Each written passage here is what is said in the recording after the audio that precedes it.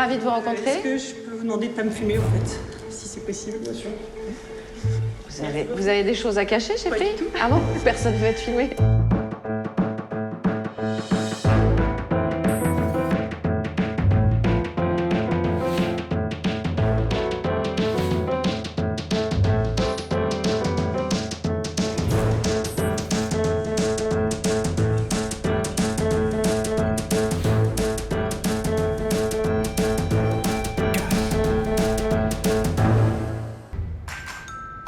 Après des mois de recherche, Cache Investigation vous révèle le scoop de l'année.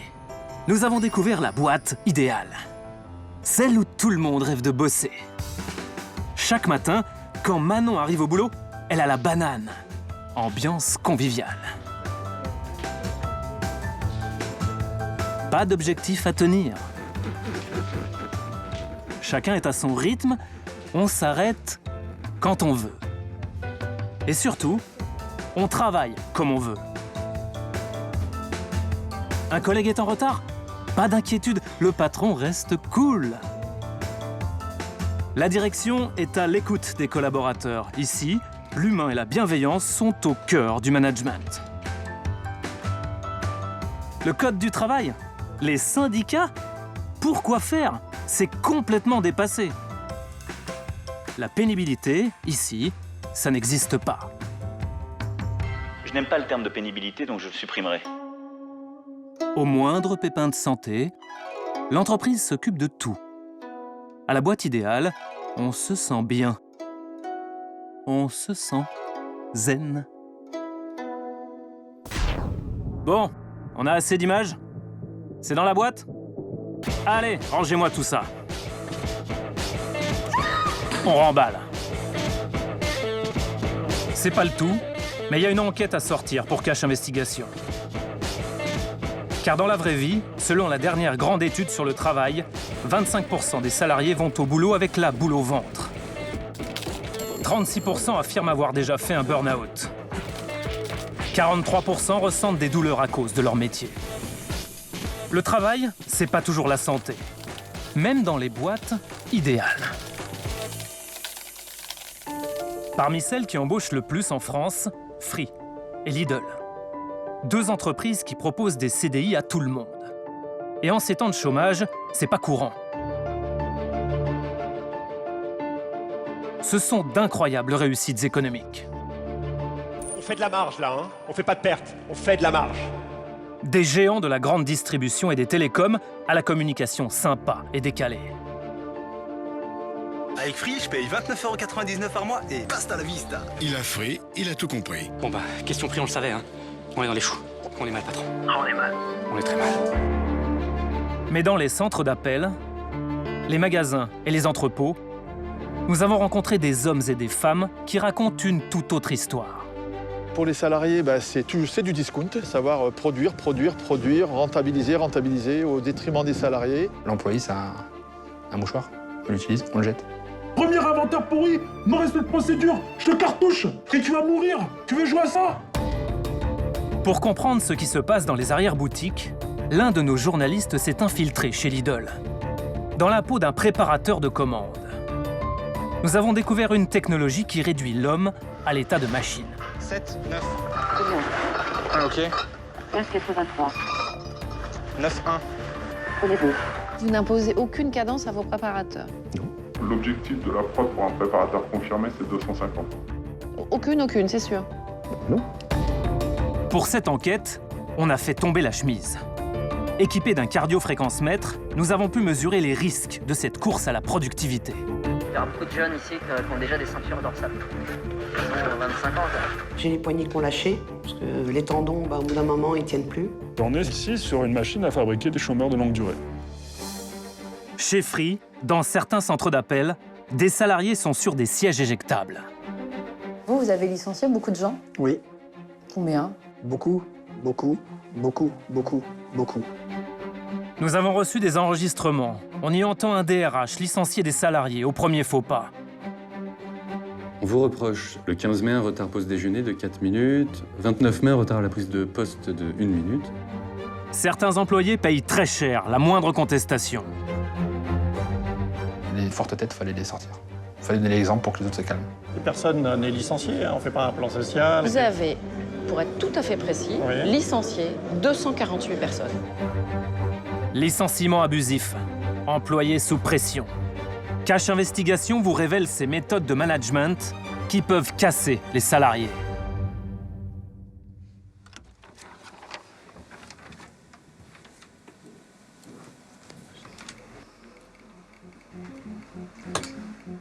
Tiens, une fois n'est pas coutume, on a eu envie de vous raconter une success story. Vous savez, la belle histoire qui fait rêver. Et dans toute bonne success story, l'idéal, c'est de partir de rien. Par exemple, ce magasin des années 90. Vilain. Très vilain. À l'intérieur, n'en parlons pas. C'est moche. Très moche. D'ailleurs, pour défendre le concept, ne comptez pas trop sur les employés. Ce ne sont pas des magasins très beaux. 29 ans après l'arrivée de l'enseigne allemande en France, Lidl, c'est 1500 magasins et 8 milliards d'euros de chiffre d'affaires. Une belle réussite, car la marque a su s'adapter. Ce jour-là, dans une salle surchauffée, 3000 managers en furie. Lidl dévoile sa stratégie pole position, la sortie du hard discount. Je vous demande d'accueillir chaleureusement le gérant de Lidl, M. Friedrich Fuchs. Notre place est convoitée et Lidl est menacé par une concurrence féroce. Quand Friedrich Fuchs parle management, ça respire le bonheur au travail. Pour moi, il faut responsabiliser les gens, leur donner des objectifs clairs et les grandes lignes à suivre. Les gens chez Lidl, c'est 30 000 salariés et ça se bouscule pour décrocher un job. Alors, ces embauches? Plus de 3000, patron. 3000, oui. Et il y a même plein d'évolutions possibles. Oh là là, on est mal. Ah ouais, on est mal. Bah oui. Oui, on est très mal, patron. L'enseigne est fière de son succès. Alors elle a accepté d'ouvrir ses portes à Cash Investigation. Visite guidée de l'un de leurs magasins à Metz, et pas n'importe lequel, l'un des plus beaux, des plus récents. Jérôme, vous êtes le directeur du magasin. C'est moi. Bienvenue. Directeur du magasin, directeur régional, directeur de la communication, un joli comité d'accueil.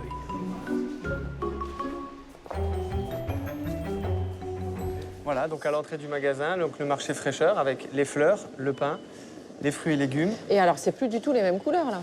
Parce qu'avant, on avait un peu l'impression de rentrer dans un hangar. Maintenant, c'est plus un hangar. On est d'accord. Avant, c'était, vous aviez du bleu et du jaune bien un peu flashy. partout dans nos colorations. Ouais. Aujourd'hui, c'est vrai qu'on est sur des tons beaucoup plus sobres.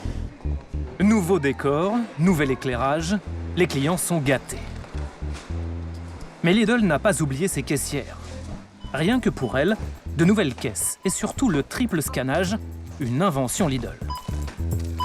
Par exemple, sur ce produit-là, vous avez un code barre qui va être Là, sur le dessous, ouais. mais également ici. Ah oui. Et avec ces nouvelles caisses, vous avez triple scannage. Donc vous avez le scannage par le bas, le scannage latéral, mais Ah oui, aussi le d'accord. scannage transversal, qui va en fait permettre à la caissière de pouvoir, sans faire de gestes inutiles, passer les produits plus rapidement.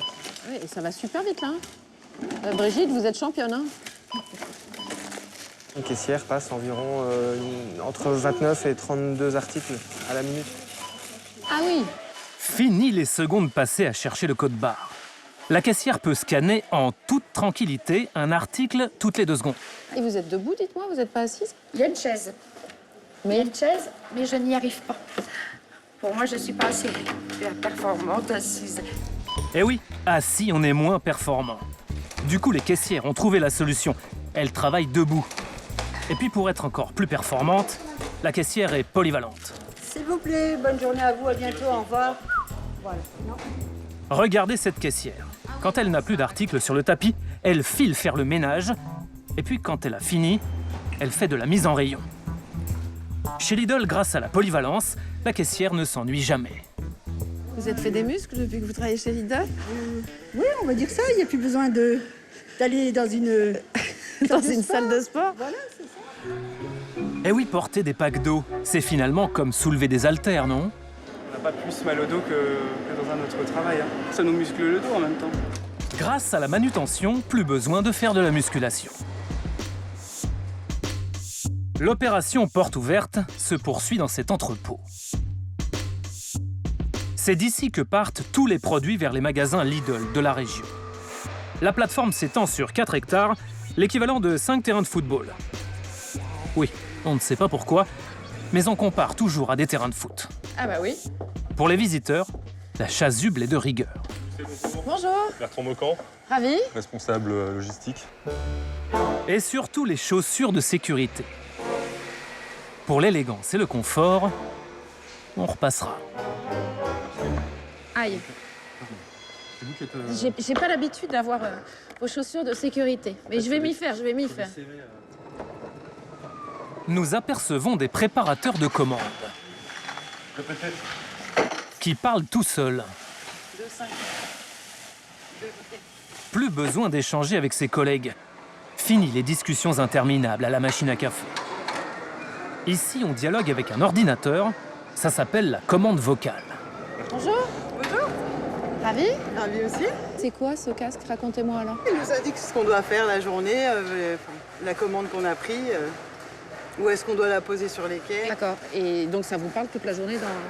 C'est un système qui permet au collaborateur d'être libre de ses mains. Ok. C'est bon pour vous? Mélanie. Merci. Allez, on va passer... Comme le préparateur de commandes a les mains libres, il peut porter plein de colis. Attention. On place 100. 2,8. 2,8. Ça c'est quoi, des tomates? Tomate, oui. Oula, c'est pas trop lourd ça? Non, ça va. Ça pèse combien? Ça a toqué. Je sais pas. 10 kilos. 10 kilos. Donc là, 20, 40 kilos. C'est ça? Oui. 40 kilos en 15 secondes, ça peut paraître beaucoup. Mais en fait, non. Car les préparateurs de commandes travaillent à leur rythme. Le préparateur, Oui. ceux qui sont là-bas, qui sont sur leur chariot, il y a un nombre de colis à réaliser par jour, par...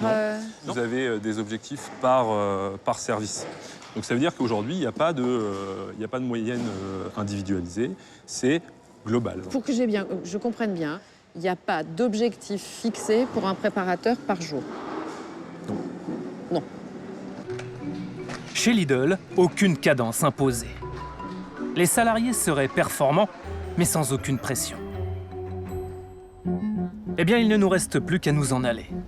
Adieu Lidl et ton monde merveilleux. Vous y avez cru? En fait, on ne vous a pas tout dit. Nous avons recueilli un certain nombre d'éléments. Un rapport confidentiel, commandé par le comité d'entreprise de Lidl. Des experts comptables passent au crible toutes les données de l'enseigne. On y découvre des contrats précaires surreprésentés. 69% des salariés sont à temps partiel. Le rapport pointe une dégradation des conditions de travail et de sécurité. Au téléphone, d'anciens salariés racontent leur désarroi. Pendant 2 ans, ils m'ont mis une pression de fou. À des audits, des contrôles de magasins, des visites de chefs et de chefs de chefs. Ils voulaient moi pour tout prix, quoi. Ils voulaient que je parte sans indemnité de départ. J'ai jamais pris de cachet de ma vie, là, j'en suis à 20 par jour. Anxiolytique, antidépresseur, la descente aux enfers. Et puis nous recevons un enregistrement sur notre messagerie. C'est une altercation entre un chef de magasin et son directeur régional. L'échange est très violent. Si je viens, le magasin il est mal tenu. Je te promets, je te promets que toi et moi, toutes les semaines on se verra. Toutes les semaines. Et ça va être à feu et à sang. Et le magasin, ça va être à feu et à sang. 3 mois, ça va être à feu et à sang. Je vais te convoquer à longueur de semaine. Il n'y a pas de souci. Tu vas perdre 1 à 2 semaines de salaire par mois parce que je te mettrai 6 jours de mise à pied à longueur de temps. Et tu vas mourir. Et après, tu iras au prud'homme. Et les prud'hommes, ça va durer 5 ans. Les tribunaux, je connais par cœur. J'ai plus d'avocats que toi. Et tu vas mourir. Tu veux jouer à ça? Samedi prochain, je fais audit. C'est rouge, je te convoque. La semaine d'après, tu refais, je te reconvoque. Et on va jouer à ça. Premier inventaire pourri, non respect de procédure, je te cartouche. Tu veux jouer à ça? C'est la guerre, ça. C'est la guerre. Un directeur en pleine guerre des nerfs. Nous poursuivons nos recherches sur ses méthodes de management, mais cette fois-ci incognito.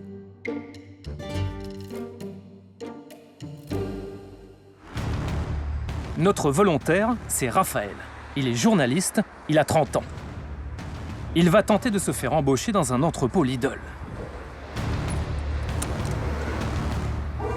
Mais d'abord, il doit passer le CACES R389 catégorie 1. Quoi? Vous ne connaissez pas? C'est le permis transpalette, le sésame pour travailler en entrepôt. Et pour l'obtenir, il faut slalomer avec 1000 litres d'eau. Bon, au début, on a quelques ratés.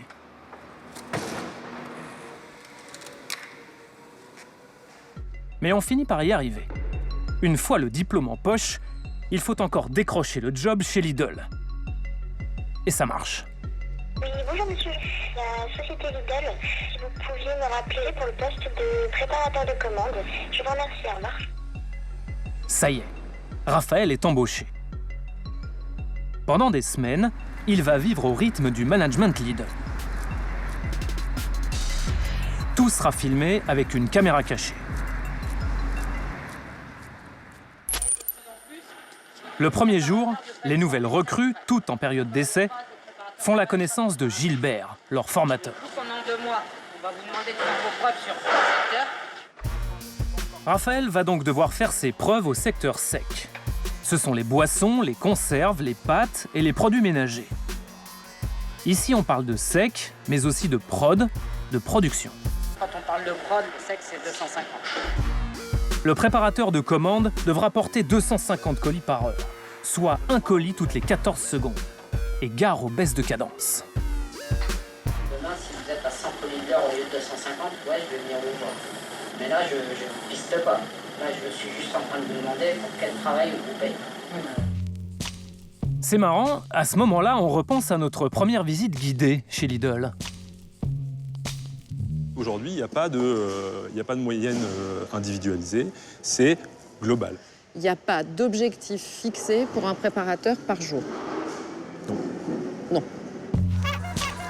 On ne se serait pas fait un peu balader?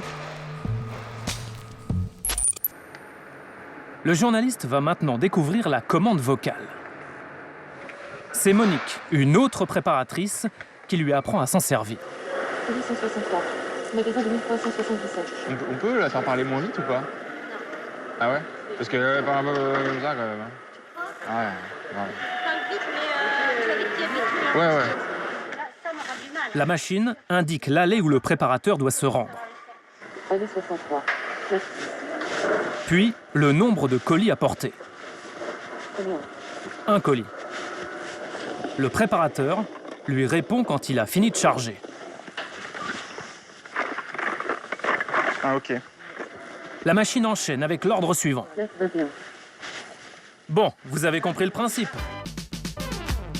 Alors, pendant 30 secondes, nous vous proposons Vie ma vie de préparateur de commande. 945. 07. Combien? Ah, ok. 989. 7-9. 7-9. 7-9. Combien? Ah, ok. 983. 9-1. Prenez-vous. 2, ok. 998. Vous en avez déjà assez, hein? Pour le salarié, c'est 7 heures par jour. Et ce n'est pas tout. Le préparateur ne peut prononcer que ces 47 mots. Pas un de plus.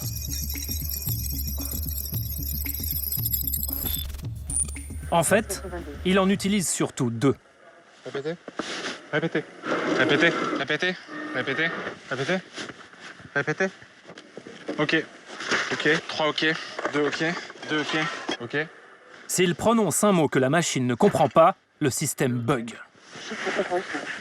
Comme par exemple un truc tout bête, saluer un collègue.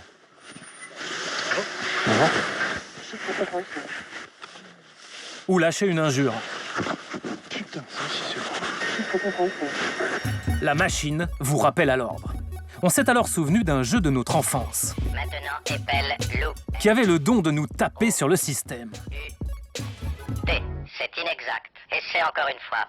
Dictée magique, le progrès qui fait progresser. Depuis 2010, Lidl a installé la commande vocale dans presque tous ses entrepôts. Plus de 2000 préparateurs de commandes travaillent avec cette technologie.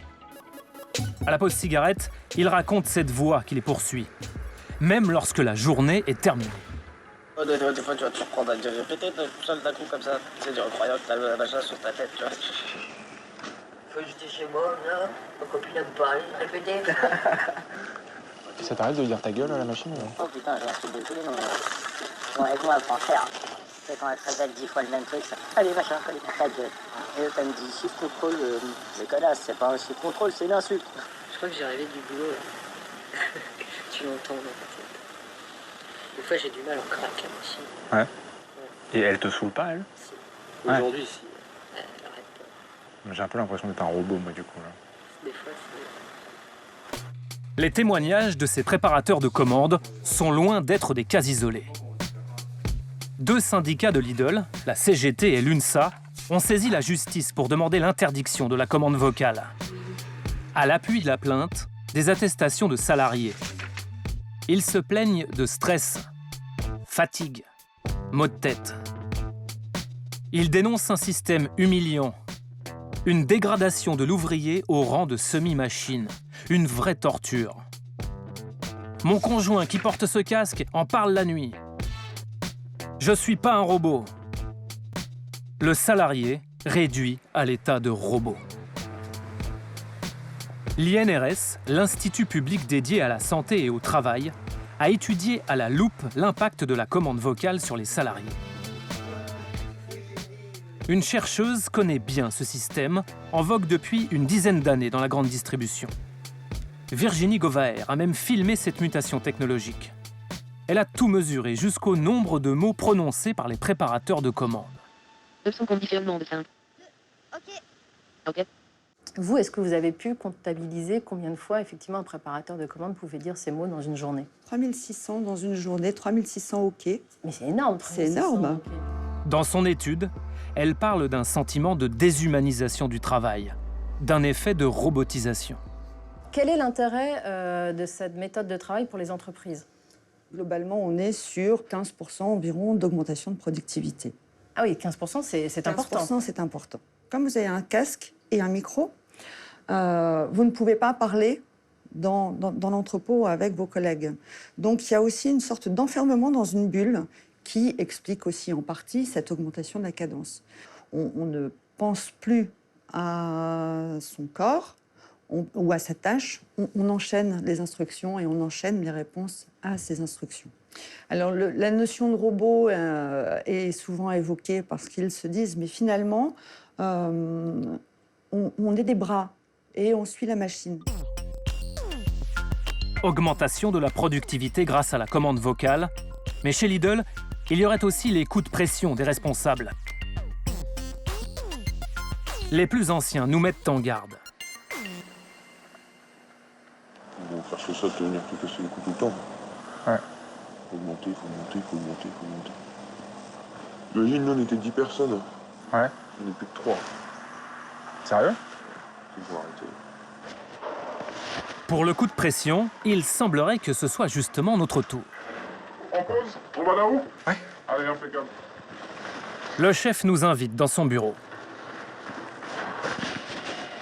Raphaël entame la 4e semaine de sa période d'essai. Son supérieur a rassemblé toutes ses cadences depuis son arrivée. Il pointe ses résultats de la veille, 145 colis par heure. Alors, je mets à côté de vous. Et puis ça, par contre, je veux plus le voir.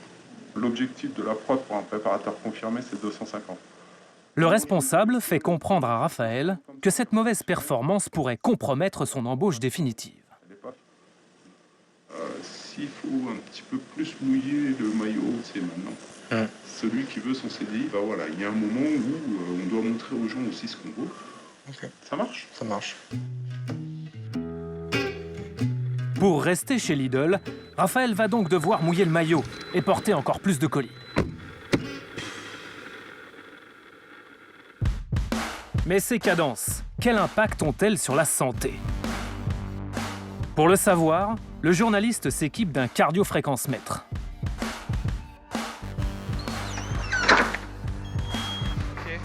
C'est parti. Tout au long de la journée, l'appareil enregistre sa fréquence cardiaque.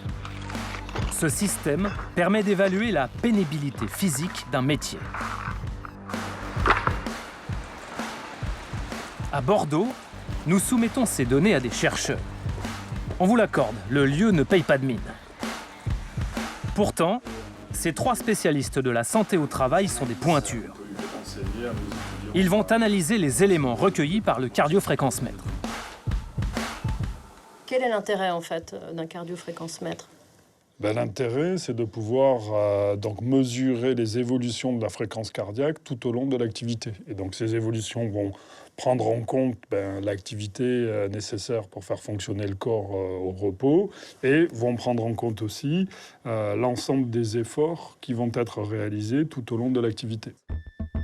Il calcule d'abord la fréquence cardiaque moyenne de Raphaël, notre journaliste préparateur de commandes. Et attention, il y a des limites à ne pas dépasser. On vous explique. Au repos, la fréquence cardiaque de Raphaël est de 70 battements par minute. Le Code du travail recommande de ne pas dépasser cette valeur de plus de 30 battements par minute. Pour Raphaël, ça fait donc 100. S'il dépasse 100 battements par minute en moyenne, Raphaël est dans le rouge. En moyenne, on peut voir qu'on est à 116 battements par minute. C'est 16 points, je dirais, au-delà de ce qui est la limite à ne pas dépasser chez l'homme. Donc on est effectivement sur une charge cardiaque qui est élevée. Là, nous sommes sur des niveaux d'intensité qui sont préoccupants et qui, à terme, vont porter atteinte à la santé. Retournons voir Raphaël. Je parle de ma prod, s'il vous plaît. Il vient de finir sa journée et demande sa cadence au responsable. Alors, 218. OK. 218 colis par heure, belle performance. Mais notre volontaire est loin des 250, la norme au secteur sec de cet entrepôt. Ça en fait tout de même des kilos portés à bout de bras. Combien? Impossible de le savoir. Cette information, notre journaliste ne l'a jamais obtenue. Alors, qui veut jouer au jeu du juste poids? Salut les amis!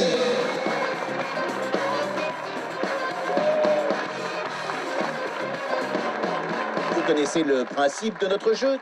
Donnez le nombre exact de kilos que vous avez porté dans la journée et vous recevrez votre poids en produit Lidl. On commence par Damien. Oh putain, ça part en tonne. Mais encore? Fin de ta journée, t'as soulevé combien au-dessus d'une tonne, en tout cas, hein? C'est plus. En poids, tu portes au moins 3 tonnes. C'est encore plus. Nous passons la main à l'équipe de Cache Investigation. Ce ne fut pas une mince affaire. Il a fallu, image par image, se repasser toute la journée de travail de Raphaël et noter chaque colis qu'il a porté. 1400 en tout.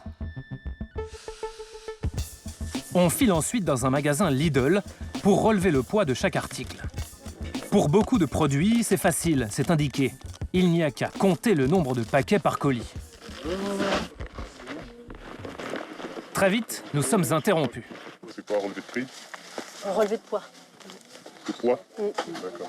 Et vous êtes qui? On travaille pour une agence, en fait. D'accord, laquelle? Ah, je peux pas vous dire. C'est une agence indépendante. Ouais. Donc c'est quoi le but de...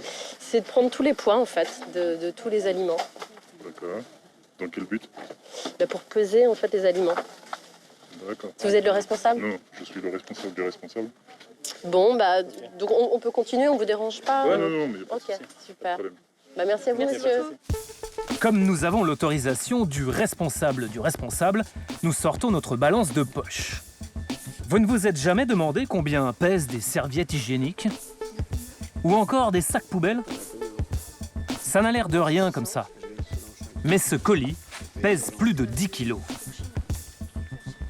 Au final, Raphaël a donc porté 8172 kilos. Un peu plus de 8 tonnes en une journée. 8 tonnes, l'équivalent de 2 éléphants d'Asie. Ou encore 6 voitures de taille moyenne.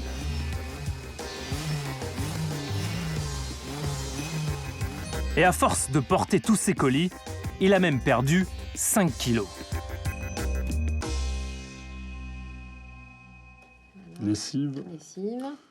Nous présentons aux chercheurs la liste des colis portés par Raphaël en une journée.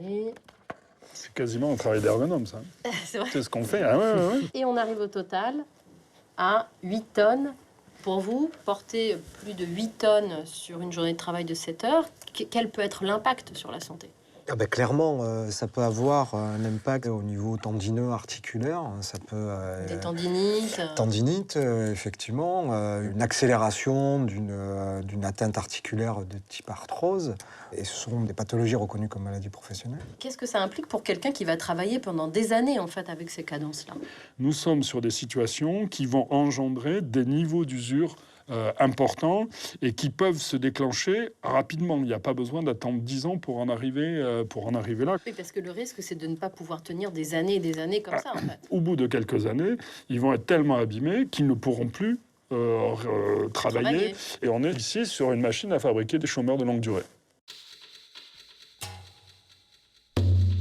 À l'entrepôt, ce matin-là, il manque du monde à l'appel. Les responsables ont une annonce à faire.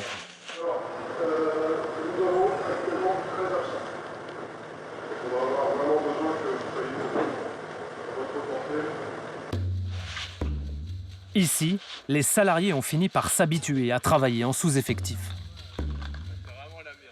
Et les absents, en fait, il y en a souvent ou pas ? Ouais, pas mal. Beaucoup de gens qui sont en maladie, accidents de travail ici, Ah ouais ? qui sont blessés du dos, donc fais attention à ton dos. Ouais. Les portes de la bonne façon. Il y aura beaucoup de jeunes ici qui ont déjà des ceintures dorsales. À cause du taf ? Ouais. Ils ont 25 ans. Quoi.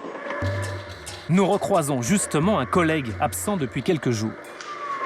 Comment tu vas ? D'accord. Je croyais que t'étais parti. Non. Et qu'est-ce qui t'est arrivé ? J'ai un brûleur dans le dos.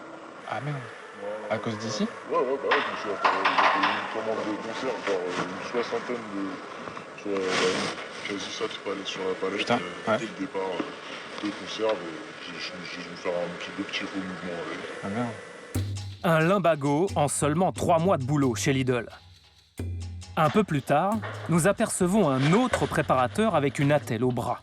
Lui aussi n'est là que depuis 3 mois. Tu bosses avec une attelle ? J'en ai pour bosser. Ça me fait plus mal qu'autre chose de bosser. Et t'as quoi ? Tendinite. Ah ouais. Ils me font un peu chier par rapport à mes quotas. Ah ouais ? Ouais. Ils disent quoi ? C'est pourri, c'est pas normal. Je tourne autour des 180 tous les jours. Et du coup, là, là, ce matin, je suis à 240. Mais le problème, c'est que ça va bien comme ça. Les employés acceptent de souffrir pour tenir les cadences. Ils le savent, c'est leur job qui est en jeu. Au bout de 5 semaines, Raphaël a lui aussi mal au dos. Il en touche un mot à sa responsable. Bon, dis-moi tout. Y a que j'ai mal au dos depuis vendredi dernier. Oui. Je suis allé voir mon ostéo samedi. D'accord. Mon ostéo m'a dit il faut que tu baisses tes cadences. Sincèrement, j'ai pas envie d'avoir un préparateur qui se bousille. Voilà. Et qui me met des arrêts maladie. C'est pas intéressant ni pour la personne, ni pour nous. C'est pas ce qu'on souhaite. Je vais revenir vers toi, je vais te dire les modalités. D'accord ? Et comme ça, on mettra fin à la période d'essai. Et voilà, c'est comme ça que s'est arrêtée notre collaboration avec Lidl. En quelques minutes, pour un mal de dos. Les accidents de travail à répétition sont pointés du doigt dans ce rapport de 2016, commandé par le comité d'entreprise. Il compare les statistiques officielles de Lidl à leurs concurrents. Les résultats sont alarmants. Le taux de gravité des accidents est 3 fois plus élevé que la moyenne du secteur. C'est donc grave, docteur ? Il est urgent d'aller rendre une petite visite au siège social de Lidl. Que pense l'entreprise des conditions de travail de ses salariés ? Denis Marolt, enchanté. Nous avons rendez-vous avec Denis Marolt, co-gérant de Lidl France et vice-président des relations sociales. Ça fait combien de temps que vous êtes chez Lidl, monsieur Marolt ? Alors, en ce qui me concerne, 17 ans, un peu plus que 17 ans. Ah oui, donc vous êtes une figure historique du groupe. Je sais des meubles. Denis Marolt était même sur scène pour le lancement de Pôle Position, la nouvelle stratégie de Lidl. Il avait alors livré sa vision de l'entreprise. Pour moi, Pôle Position, c'est des hommes, des outils et des expertises au service de nos ambitions. Hommes et outils pour servir les ambitions de Lidl. Le message a le mérite d'être clair. En 2012, vous avez mis en place un programme qui s'appelle Pôle Position. Pourquoi vous avez mis en place ce programme? Nous avons décidé de quitter le hard discount, c'est ce que vous avez pu voir, c'est ce qu'on a communiqué. Et puis, si vous voulez, un volet aussi social, parce qu'on ne sait pas faire de repositionnement intelligent sur un plan commercial sans volet social. Alors justement, qu'est-ce que ça a changé, ce programme Pôle Position, mais cette fois pour vos salariés? Je prends un petit exemple. Tous nos salariés n'avaient pas forcément une tenue de travail auparavant. Oui. Aujourd'hui, ils ont une tenue de travail. Ah oui, ça c'est un grand changement. C'est un changement visible, Oui. mais il y a beaucoup d'autres changements. Et après, si vous voulez, le mode de management, l'état d'esprit a beaucoup changé, essentiellement un management beaucoup plus responsabilisant. On a visité un de vos entrepôts et on a découvert que les préparateurs de commandes travaillaient avec la commande vocale. Pourquoi est-ce que vous avez équipé vos salariés de cette technologie? Si vous voulez, c'est une technologie qui amène un progrès. Donc Pour qui? la question est de dire quel progrès. Oui, quel progrès et pour qui? Alors, je pense que c'est un progrès qui permet de fiabiliser, si vous voulez, la préparation de commandes. Ça, c'est un fait. Donc ça, c'est plutôt pour vous, pour votre organisation? Pour l'organisation, bien sûr. Mais c'est aussi un progrès pour le salarié, parce que, si vous voulez, ça lui permet de le libérer intégralement de ses gestes. C'est comme un GPS. Et il y a une voie qui vous indique le chemin. Non, mais pardonnez-moi. Monsieur Marolle, pardonnez-moi, mais vous ne vivez pas, vous ne travaillez pas 7 heures par jour avec un GPS dans votre bureau, rassurez-moi. C'est que la préparation de commande par commande vocale, puisque c'est ça dont il s'agit, est comme un GPS qui vous guide sur votre chemin de préparation avec une voie qui vous indique le chemin. Ah, ça doit être tellement sympa, les trajets avec Denis Marolle. 15,83. 7, 9. C'est bien. Ah, ok. Reprise, interview. Alors, voilà le rapport qui a été fait par l'INRS. Il est là, vous le connaissez, j'imagine, parfaitement. L'étude confirme aussi ce dont se plaignent les salariés, c'est-à-dire d'un sentiment de déshumanisation du travail et d'un effet de robotisation. Voilà, parce que vous avez le sentiment, à un moment, que cette commande vocale a rendu le travail plus pénible. Je pense, si vous voulez, que ça a rendu le travail plus fiable, ça a rendu le travail différent. Ça, vous me l'avez déjà dit. Je pense aussi, si vous voulez, que... Est-ce que ça l'a rendu plus pénible? Je ne pense pas. Ah non. Non, je ne pense pas. Tous ces témoignages, le rapport de l'INRS, tout ça. Je reprends mon exemple du GPS. Si vous voulez, si je demande à ma mère de mettre le GPS, elle me dit c'est quoi ce bazar? Elle n'en veut pas. C'est des tendances, si vous voulez, dans la société en général, qui font que donc la commande vocale, c'est tendance. C'est pas une tendance, le marché fonctionne comme ça. Enfin, c'est une évolution du marché. Monsieur Marolle, il y a des salariés qui se plaignent, des syndicats qui portent plainte, un laboratoire de recherche indépendant qui parle de déshumanisation du travail, d'un effet de robotisation, et vous me dites, ah bah c'est le sens de l'histoire, ça va comme ça, il n'y a pas de problème de pénibilité. Est-ce que j'entends bien ce que vous me dites? Je dis simplement que s'il y a un problème tel que vous le dites, il faut qu'on y soit vigilant. Lors de notre visite dans votre entrepôt, le responsable de cet entrepôt nous a affirmé que les préparateurs n'étaient soumis à aucune cadence. Est-ce que ça veut dire que chez vous, le mot cadence, c'est un mot tabou? C'est un mot qui n'existe pas. Ah, c'est un mot qui n'existe pas, du tout. Chez nous, ça n'existe pas. Donc ça veut dire que vous n'imposez aucune cadence à vos préparateurs? Non. Quand on parle de prod, je sais que c'est 250. Aucune, c'est sûr. Non. L'objectif de la prod pour un préparateur confirmé, c'est 250. Alors, selon nos informations, dans un entrepôt, un préparateur de commande Lidl peut porter jusqu'à 250 colis par heure. Ce sont les consignes de Lidl. Ça veut dire que c'est un colis toutes les 14 secondes. Est-ce que vous ne pensez pas qu'imposer de telles cadences ou donner de tels indicateurs met en péril la santé de vos salariés?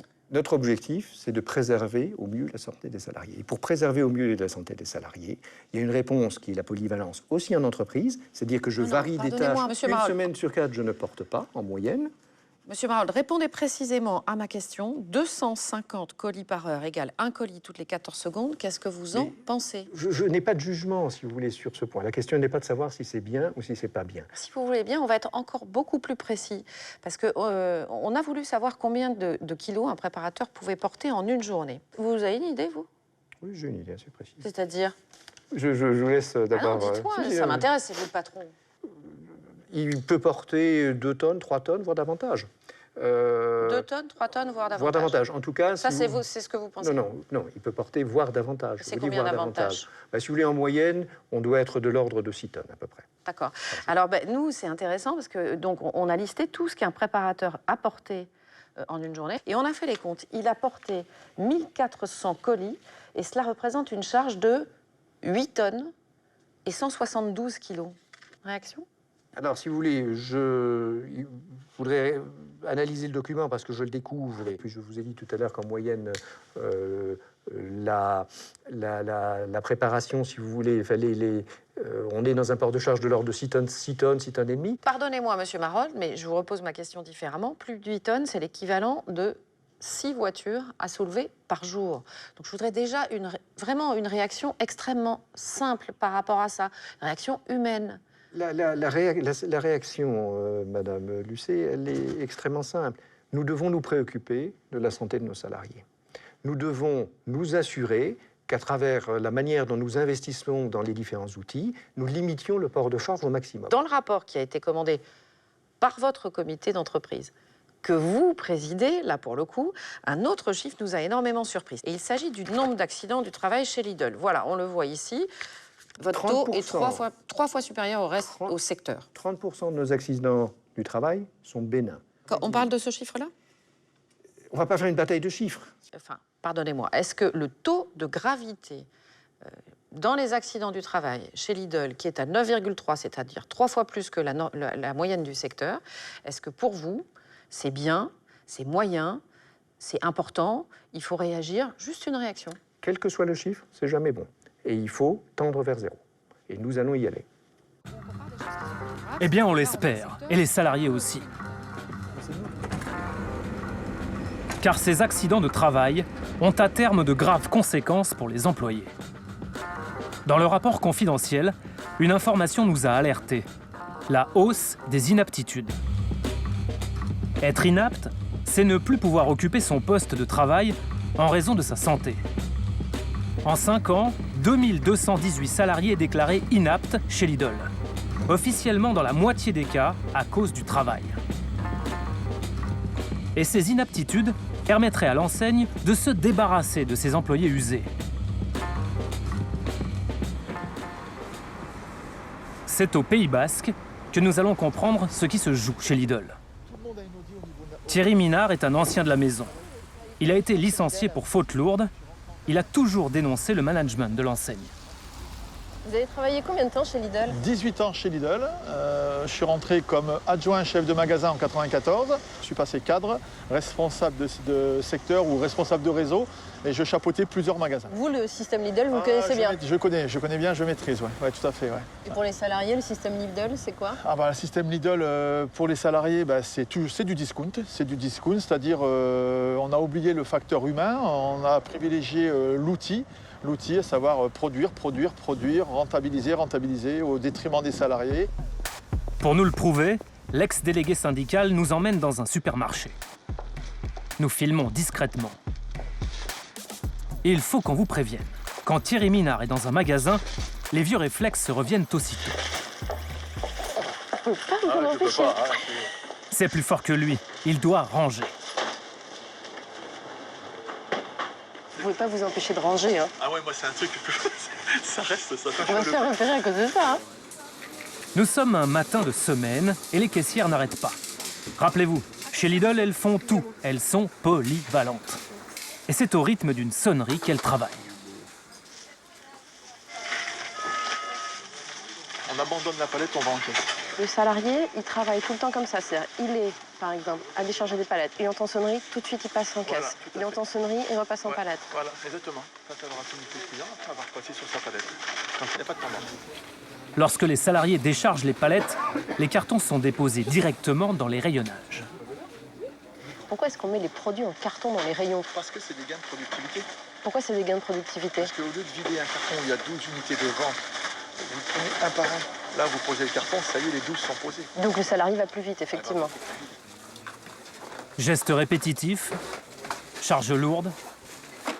Les employés risquent de développer rapidement des maladies professionnelles.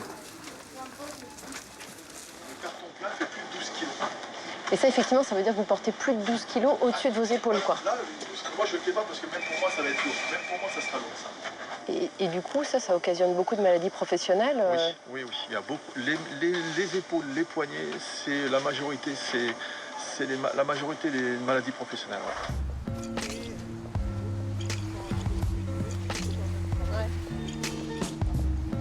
Sur sa route, Thierry Minard en a justement croisé des caissières, abîmées par le travail. Elles s'appellent Alice, Nathalie ou Marie-Ange. Elles ont tout donné à Lidl, y compris leur santé. Elles ont toutes été licenciées. Marie-Ange, aujourd'hui, elle est détruite. Avant de retrouver du travail, parce que par rapport à son âge, plus on avance en âge, plus c'est difficile. Moi, j'ai des problèmes de dos, j'ai des problèmes de cervicales. Et même à la médecine du travail, on m'a dit « Vous avez eu un accident au niveau des cervicales ?» Non, je n'ai jamais eu d'accident. Tour à tour, elles nous racontent leurs années Lidl, les maladies qui apparaissent et leur corps brisé par le travail. J'ai les poignets qui ont lâché, parce que les tendons, au bout d'un moment, ils ne tiennent plus. On m'a opéré, on m'a poncé les os, parce que le frottement des os m'a enlevé le cartilage, donc qui m'a provoqué de l'arthrose. Et donc aujourd'hui, c'est vrai que je souffre du poignet. Si vous voulez, maintenant, aujourd'hui, même si je travaille, il suffit que je porte quelque chose, mon poignet peut lâcher. Donc j'ai automatiquement les objets qui tombent par terre. Et ça, c'est arrivé petit à petit? Comment ça se passe, le tendon qui lâche? Non, c'est en soulevant une palette. On faisait des piles de 10. Et c'est en mettant la 10e palette que mon poignet a lâché. Et là, quand on peut plus, le corps dit stop. Ça... Vous, aujourd'hui, vous avez encore des douleurs? Ah, mais je subis tous les jours mes douleurs. Je me lève le matin, j'ai mal partout, j'ai mal à mon dos, j'ai mal à mes cervicales qui engendrent de grosses migraines et je suis très mal. Au bout de la 6e année, j'ai commencé à avoir un peu mal au dos, des petits trucs comme ça, quoi. Et puis par la suite, des problèmes de tendinite au bras, au coude. Et après, ça s'est empiré en micro-fissures des tendons. Donc il y a des choses que vous ne pouvez plus faire? Le poids, j'ai beaucoup de mal à soulever du poids. C'est-à-dire à partir de combien de kilos ça devient déjà compliqué pour vous? Un pack de lait, j'ai du mal à le soulever, quoi. Ah oui. Et ça s'est empiré là, c'est là que je suis restée 1 an en arrêt et que j'ai été licenciée après. Alice et ses collègues ont été déclarées inaptes. Elles ont été licenciées. L'inaptitude, l'une des seules raisons qui permet à l'entreprise de se séparer d'un salarié pour raison de santé. Amis employeurs, voici la minute juridique. Votre salarié est déclaré inapte par le médecin du travail? S'engage alors une course contre la montre, car vous n'avez qu'un mois pour trouver une solution. Soyez vigilants, car le moindre écart peut vous conduire devant les tribunaux. Voici comment ça se passe. Le salarié a un problème de santé. Le médecin du travail le déclare inapte à son poste. L'entreprise doit alors proposer à l'employé un autre poste compatible avec son état de santé. On appelle ça un poste de reclassement. Mais si le salarié le refuse, il peut être mis à la porte. En 5 ans, Lidl a licencié 2196 salariés pour inaptitude. Et devinez combien Lidl en a reclassé? 22. Lidl a donc un taux de reclassement de moins de 1%. Comment l'entreprise arrive-t-elle à un taux de reclassement quasi nul?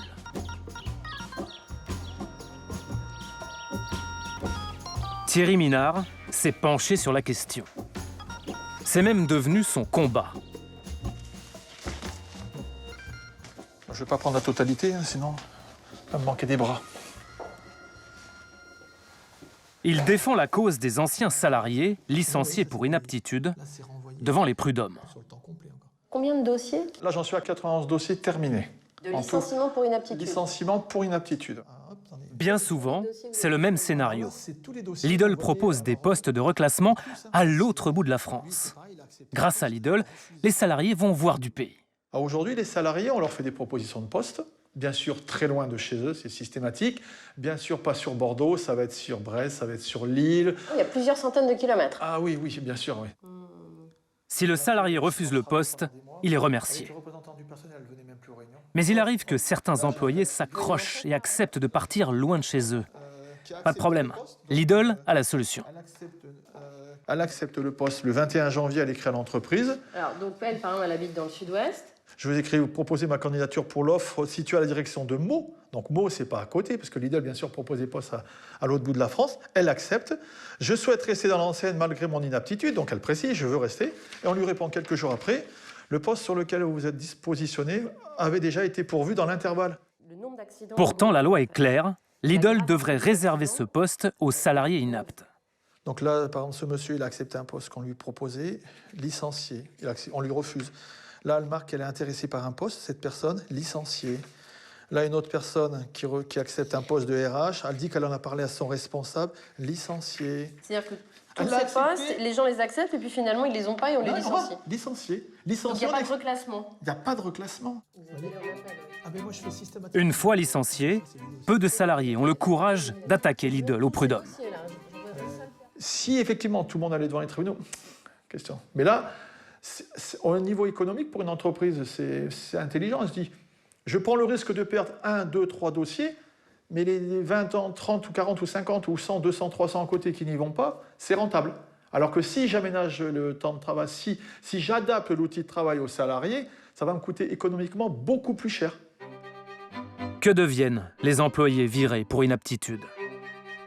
Pour Marie-Ange, c'est le grand vide. 20 ans chez Lidl et puis plus rien. Alors viennent les idées noires et les idées folles. Moi-même, à une époque, quand j'étais mal, je pensais même tatouer mon matricule dans mon cou. Carrément. Oui, carrément. Et pourquoi? Pourquoi vous auriez fait ça? Parce que on est un numéro. On n'est qu'un numéro dans Lidl, on n'a rien d'autre. C'est quand vous étiez en dépression Oui, quand juste après mon licenciement et que j'étais pas bien, oui. J'ai pensé à ça, oui. Et je me dis, bon, heureusement que j'ai pensé qu'à ça. Que j'ai pas pensé à autre chose. Vous voulez dire? À mettre fin à mes jours, parce qu'on est tellement mal que... Ouais. Je pense que, oui, on aurait pu. Oui, je pense qu'il y a des personnes qui pourraient le faire.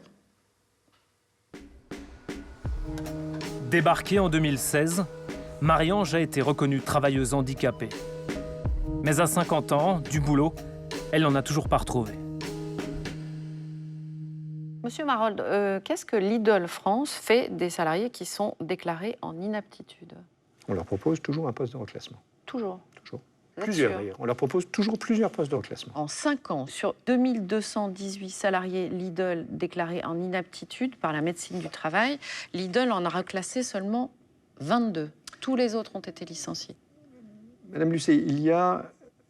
2218, 22 reclassements. Lucet, il y a une chose qui est très importante. Quand nous cherchons un poste de reclassement pour quelqu'un qui serait inapte pour un problème de dos, par exemple, eh bien, il faut que ce salarié puisse avoir une activité sans port de charge. Donc, ce serait par exemple un poste administratif. Mais les postes administratifs vont être distants. Ils vont être en direction régionale, ils vont être éventuellement au siège. Si c'est à 400 ou 500 km de chez eux, on imagine bien qu'ils vont le refuser. C'est la raison pour laquelle souvent ils le refusent, mais pas toujours. C'est pour ça qu'on a quelques reclassements. Enfin, 22 sur 2218, vous voulez qu'on vienne sur ce chiffre? Non, je ne souhaite pas maintenant. Je vais vous expliquer comment ça fonctionne. Et parce que ce chiffre, il n'est pas trop en votre faveur. C'est un taux de reclassement de 1%, c'est quasiment nul. On propose toujours des postes de reclassement. Moi, je voulais maintenant vous faire écouter un enregistrement. Je ne sais pas si vous le connaissez ou pas.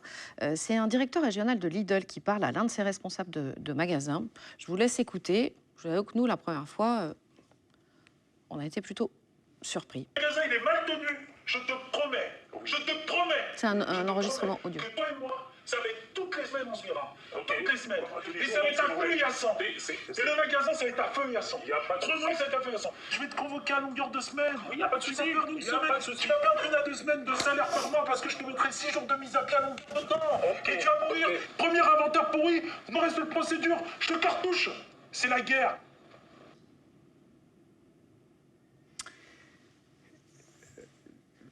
Ce que vous me montrez là, est un enregistrement qui est sorti d'un contexte. On ne connaît pas le contexte dans le détail. Non, attendez. En revanche, ce type de propos, ce type de ton est inacceptable. Est inacceptable. C'est clair et net. Qui que ce soit. Est-ce que c'est du harcèlement? J'irai pas plus loin dans le commentaire. En revanche... Vous voulez pas dire si c'est du harcèlement ou pas du harcèlement? Attendez, Madame Lucet, je dis que c'est inacceptable. C'est tout ce que je dis. Et je dis que donc quand il y a des comportements... pas dire si c'est du harcèlement ou pas du harcèlement. Et quand je dis qu'il y a des comportements inacceptables, ils doivent être sanctionnés, quels qu'ils soient. Il est où le directeur régional aujourd'hui? Quel qu'il soit. Le directeur régional n'est plus dans le pays. Dans le pays, il est dans le groupe Lidl. Il n'est pas en France. Non, mais il est dans le groupe Lidl. Il est dans le groupe Lidl. Il n'est pas en France. Il est dans le groupe Si vous Lidl. voulez, à un moment donné... Est-il, oui ou non, dans le groupe Lidl? À un moment donné, Madame Lucet, si vous voulez... Monsieur Marold, est-il, oui ou non, toujours dans le groupe Lidl? Il est en Allemagne dans le groupe Lidl. C'est important de le savoir. Non, parce que je reviens à nos chiffres, là, pardonnez-moi. Hein. 2200 salariés Lidl licenciés. Oui. Pour inaptitude, 22 reclassés. Là, ce manager-là, il est plus que reclassé. Il est en Allemagne. Il a un poste chez Lidl. Madame Lucet, je ne veux pas commenter... Je veux commenter une politique, si vous voulez. Donc, il travaille toujours pour Lidl en Allemagne. Mais vous ne voulez pas le dire. Je ne ferai pas d'autres commentaires. Donc, c'est bien ça. Je ne ferai pas d'autres commentaires. On peut continuer très longtemps, mais je ne ferai pas d'autres commentaires. D'accord. Selon nos informations, ce responsable travaille toujours chez Lidl. Il est maintenant en poste en Belgique. Au cours de notre enquête, d'autres salariés nous ont raconté les menaces, les humiliations, le harcèlement. Dans certains magasins Lidl, des directeurs pratiqueraient un management brutal. Tout commence par un rendez-vous dans un café. Des employés de Lidl acceptent de nous rencontrer, mais sans caméra. Témoigner, elles veulent bien, mais perdre leur boulot hors de question. Vous entendrez leur récit mot à mot, avec d'autres visages et d'autres voix que les leurs. À coups de crayon, vous allez découvrir leur quotidien. Françoise, chef de caisse depuis 6 ans, et puis Lydie, caissière depuis peu. Un quotidien rythmé par les reproches. Là, ces derniers temps, pratiquement tous les jours, il y avait une fille qui craquait. Hein. La pression en permanence. On fait jamais assez bien, c'est jamais assez bien, c'est toujours plus. Alors qu'on donne le meilleur, le meilleur, le meilleur. Parce qu'elles ne vont jamais assez vite, leur responsable aurait demandé aux caissières de travailler en dehors des heures réglementaires, sans être payées. On leur dit, les 14 heures, vous débattez et vous continuez à travailler. En fait, les filles, elles le font en se disant, j'ai pas fait mon travail, c'est ma faute. Comme elles ne connaissent pas la loi du travail, elles acceptent. Les autres chefs caisse leur font comprendre que si elles jouent pas ce jeu-là, ça va être embêtant. Va falloir nettoyer les toilettes, elles vont se retrouver sur des corvées désagréables pour elles. J'estime que quand on fait faire des heures non rémunérées à des employés à 900 €, tout en leur expliquant qu'il faut quand même pas se plaindre, c'est un peu limite. Dans ce magasin, les caissières affirment que les pauses étaient interdites. Pourtant, c'est la loi. Dès qu'un salarié travaille plus de 6 heures, il a droit à 20 minutes de pause. Quand moi je donnais des temps de pause, on me le reprochait. Tu sais, les filles, elles n'ont pas besoin de pause. Faut que tu sévisses, faut que tu les tiennes un peu plus méchamment. On pouvait avoir 6 ou 7 heures à travailler d'affilée sans pause. Hein. Moi, il m'est arrivé 2-3 fois de craquer nerveusement en caisse, à plus tenir parce que j'étais fatiguée, on me refusait ma pause. Il a fallu que je pleure, que je craque nerveusement pour qu'on m'accorde ma pause. Comment vous faisiez pour aller aux toilettes? Bah, on n'y allait pas.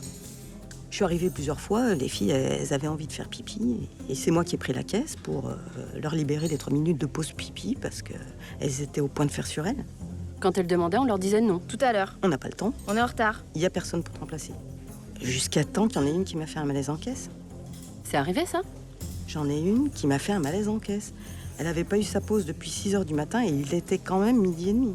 Et en plus, quand on est en caisse, on est debout. Oui, parce qu'ils veulent pas qu'on s'assoie. Et qui avait décidé qu'il était interdit de s'asseoir? Un responsable. On s'assied pas devant les clients parce que c'est pas joli, parce que c'est pas élégant, parce que ça fait fainéant. Les employés debout sont à bout. Françoise finit par se plaindre à l'un des responsables du magasin. Je lui ai tenu tête dans le bureau pendant 20 minutes. Il m'a dit, en tant que responsable, on a le droit de vie ou de mort sur vous, au niveau des pauses, parce que c'est eux qui décidaient. Oui. Les caissières ont bien tenté d'avertir la direction régionale. Mais leur chef de magasin a été maintenu à son poste pendant 9 mois. Il vient juste d'être muté.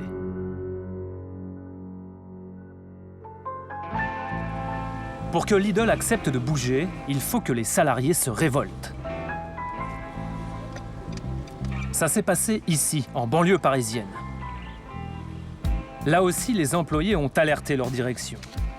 Ils ont même écrit des attestations, des appels au secours. SOS, je suis au bout du rouleau. S'il vous plaît, aidez-nous. Cela dure depuis longtemps. SOS, monsieur est un danger public.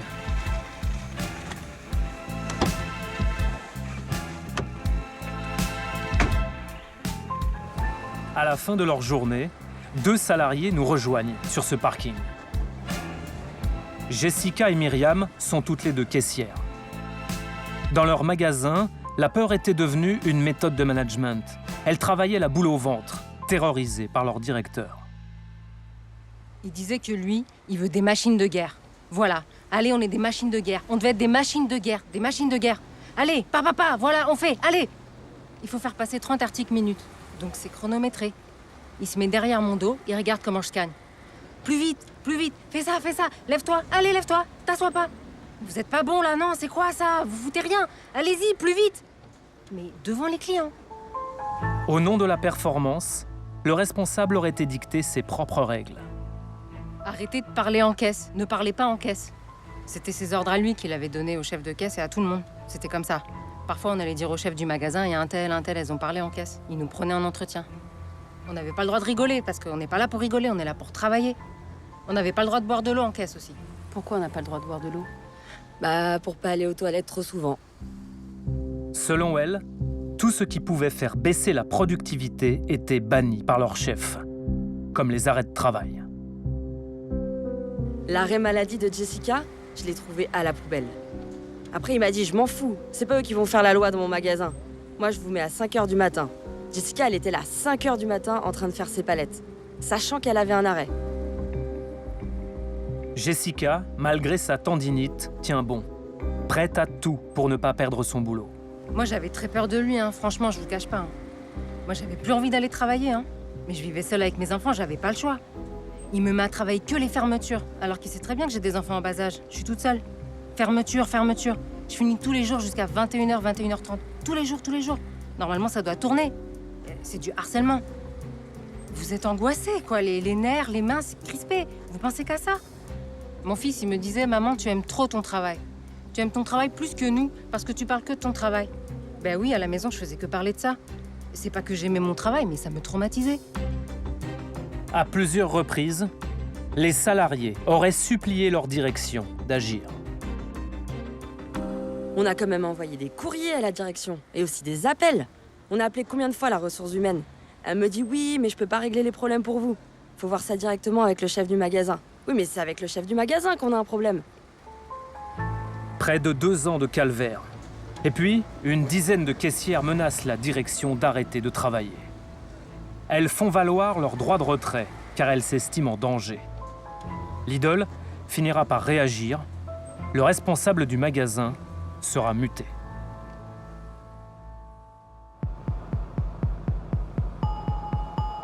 La pression supportée par les salariés. La pression qui fait craquer. Les obsèques d'un salarié de Lidl qui s'était donné la mort sur son lieu de travail, l'entrepôt régional de Rousset dans les Bouches-du-Rhône, ont eu lieu ce matin.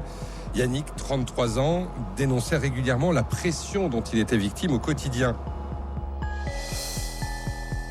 Yannick Sansonetti s'est pendu dans une chambre froide de cet entrepôt Lidl. Il en était le responsable technique. Pour son collègue, Christophe, et son frère, Laurent, le travail chez Lidl serait à l'origine du geste de Yannick. Et le bureau de Yannick Sansonetti, il était où alors? Juste sur la droite. Après les escaliers, juste sur la droite. Son bureau, il est là. Ce 29 mai 2015, la famille de Yannick Sansonetti est inquiète. Il n'est pas venu récupérer son fils chez la nourrice.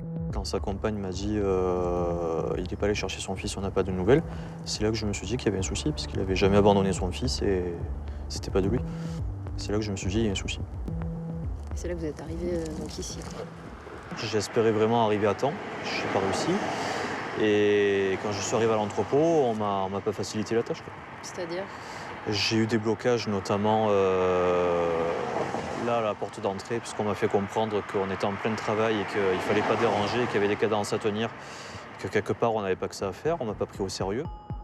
Laurent cherche son frère sans l'aide des salariés Lidl, trop occupés à travailler. Ce n'est qu'à 1h30 du matin que le corps de Yannick est retrouvé. Je suis rentré dans l'entrepôt. Il y avait un silence, un mauvais silence. Et je me suis tourné vers un de mes collègues. Je lui ai dit, mais qu'est-ce qu'il y a? Qu'est-ce qui se passe? Et ils m'ont dit, ils ont retrouvé Yannick pendu. Ça a été catastrophique. Catastrophique. Je veux dire, on vient pour travailler, pas pour mourir. Pas pour mourir. Dans les jours qui suivent, c'est la sidération, puis la colère. Les salariés décrivent un entrepôt en surchauffe. On a l'impression qu'on le savait, on s'y attendait et rien n'a été fait. On a des cadres, des agents de maîtrise, ils ont 4 bras et 3 jambes, ils courent, ils ne marchent plus là, l'entrepôt. Il a fallu qu'il arrive ça pour qu'on réagisse. Certains employés et la famille mettent en cause la direction de Lidl. Selon eux, Yannick Sansonetti croulait sous le travail depuis des mois. Son directeur régional avait finalement décidé de recruter un 2e agent. Une décision prise juste avant le drame. Mon frère m'a toujours dit qu'il faisait le travail de 3 personnes. Aujourd'hui, Lidl a pris la mesure des choses, puisqu'ils sont 2, je crois. Quelque temps avant le suicide de mon frère avait peur de se faire licencier. Il faut savoir aussi que mon frère est allé voir monsieur une semaine avant. Donc ça, c'est le directeur régional. Tout à fait. Ils ont eu une discussion à 2. La seule chose que je sais, c'est que quand il est sorti, apparemment, il était effondré, il était en pleurs. Je parle de mon frère. C'est ce que les salariés ont vu. Oui. Après le suicide de Yannick Sansonetti, l'entreprise commande un rapport, mais elle refuse de le transmettre à la famille. Lidl a transmis un courrier pour demander aux représentants du personnel de ne pas le communiquer pour quelque raison que ce soit. Et pourquoi Lidl ne veut pas vous le donner? Je pense que le rapport ne va pas dans le sens de Lidl. Ce rapport, le voici. Selon ses auteurs, Lidl n'aurait pas entendu les signaux d'alerte. Il y a d'abord 1 an avant le suicide, le médecin du travail qui, dans un courrier, s'inquiète des risques psychosociaux dans l'entreprise. La direction de Lidl mettra 6 mois à le rencontrer. Ensuite, quelques semaines avant le suicide, 3 cadres de l'entrepôt sont en arrêt de travail. Le motif en serait le surmenage. Enfin, les auteurs du rapport concluent « L'ensemble de ces indicateurs aurait dû alerter la direction d'une situation psychosociale fortement dégradée. » La famille de Yannick Sansonetti a porté plainte contre Lidl. Au siège de l'entreprise, c'est justement Denis Marolt, le vice-président des relations sociales et humaines, qui est en charge du dossier Sansonetti. Est-ce que le nom de Yannick Sansonetti vous dit quelque chose? Oui. Il a été salarié de Lidl pendant 7 ans. Oui. Et il vous dit quelque chose parce que?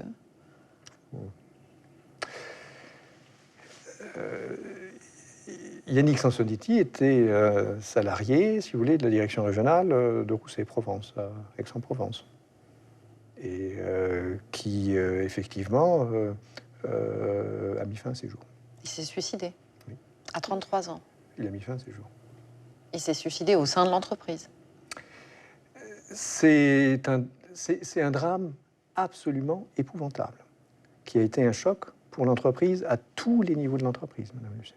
Est-ce que pour vous, ce suicide est lié à son travail chez Lidl? Je ne peux pas le savoir.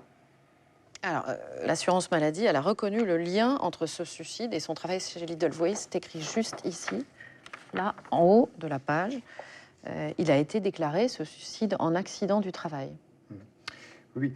Alors, moi, je connais bien le sujet. Et je ne veux pas le commenter, Madame Rousset, davantage, Madame Lucie davantage, parce que, si vous voulez, il y a une enquête qui est en cours et c'est à l'enquête d'apporter, si vous voulez, les éléments. Selon le rapport d'expertise, il était seul dans un service où dans d'autres entrepôts, il y a 3 personnes.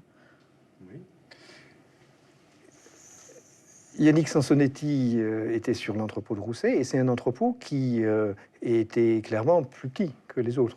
Il avait été convenu de recruter un adjoint, et qui arrivait, je crois, le lendemain du drame, ou le surlendemain du drame, enfin dans les jours qui suivaient le Vous drame. ne croyez pas que c'est arrivé trop tard, le recrutement de l'adjoint? Madame Lucet, je crois que, à ma connaissance, nous n'avons aucun signe avant-coureur qui nous permettait de penser qu'un drame de cette nature allait se produire. Une semaine avant les faits, Yannick Sansonetti était sorti en pleurs du bureau du directeur régional. Ça doit alerter quelqu'un, non? Madame Lucet, je ne peux pas commenter davantage, si vous voulez, ce drame. Moins d'un an avant, Lidl a reçu un courrier d'alerte de la médecine du travail. Cette alerte parle de risques psychosociaux et des conséquences qui peuvent être, je cite, parfois graves et souvent imprévisibles. Donc la médecine du travail vous alerte moins d'un an avant le suicide de Yannick Sansonetti, et vous n'avez pas réagi à temps? Ça n'est pas exact. Si, c'est exact que vous recevez une alerte. Ça, c'est exact, mais ce n'est pas exact de dire qu'on n'a pas réagi. Parce que, si vous voulez, évidemment, dès qu'on a eu ce courrier, on a discuté avec la médecine du travail, on a pris contact avec la médecine du travail. Et quand vous dites vous appelez la médecine du travail, 6 mois après l'alerte? En tout cas, pas avant. Madame Lucet, je ne rentrerai pas dans le détail. Je veux simplement dire que nous ne laissons pas en plan les choses. Et ensuite, si vous voulez, je voudrais être clair aussi sur un point, c'est que les conclusions de la justice, nous les analyserons avec précision et nous en tirerons toutes les conséquences. Début septembre, l'inspection du travail a rendu ses conclusions. Elles sont accablantes pour l'entreprise. Lidl a commis des agissements répétés de harcèlement moral à l'encontre de Yannick Sansonetti. L'inspecteur parle de surcharge de travail, de propos dénigrants, d'ordres inatteignables. Lidl est sorti du hard discount, mais peut-être pas du hard management.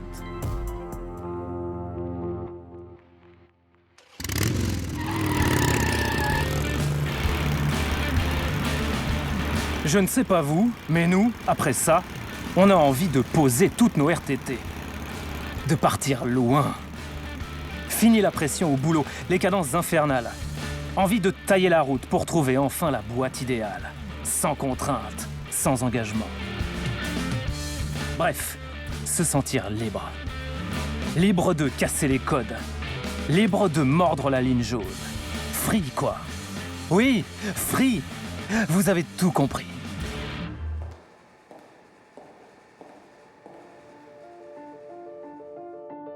Free, la success story made in France.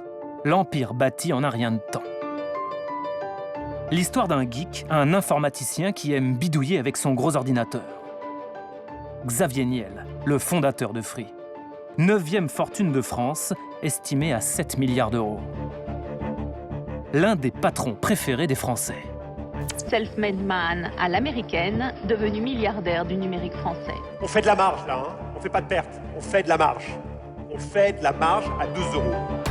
Et il fait de la marge, et les consommateurs applaudissent. On s'arrache ses forfaits téléphone et Internet à prix cassé. En 2016, Free a conquis 1 million d'abonnés supplémentaires. Et puis Free, c'est la marque jeune et rebelle.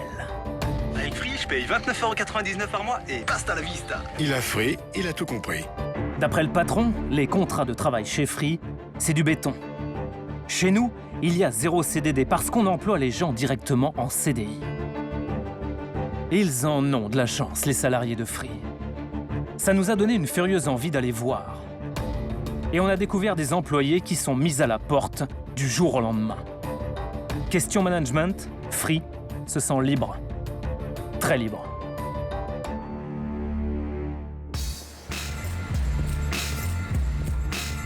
Participer à l'aventure Free, Nelson Ferreira en rêvait. En 2012, il est embauché comme conseiller dans un Free Center. Oui, chez Free, c'est comme ça qu'on dit vendeur en magasin. Accueil personnalisé, ambiance feutrée, 600 mètres carrés avec comptoir design, canapé en cuir. On se croirait dans un magasin de luxe, jusqu'au téléphone lustré comme des bijoux. Vous l'avez reconnu, ce conseiller qui bichonne les téléphones? Eh bien, c'est Nelson Ferreira. Lui aussi, à son arrivée, s'émerveille de ce magasin tout nouveau, tout beau. Mais au bout de quelques temps, il déchante sur ses conditions de travail. Avec des collègues, il décide d'écrire une lettre à la direction, signée l'équipe du Free Center. Donc, qu'est-ce que vous demandez, en fait, dans cette lettre? Des choses toutes simples. Par exemple, je vais vous lire un passage. Cela fait de très nombreuses semaines que nous réclamons un minimum des t-shirts à manches longues. Vous étiez en t-shirt en plein hiver? Tout à fait.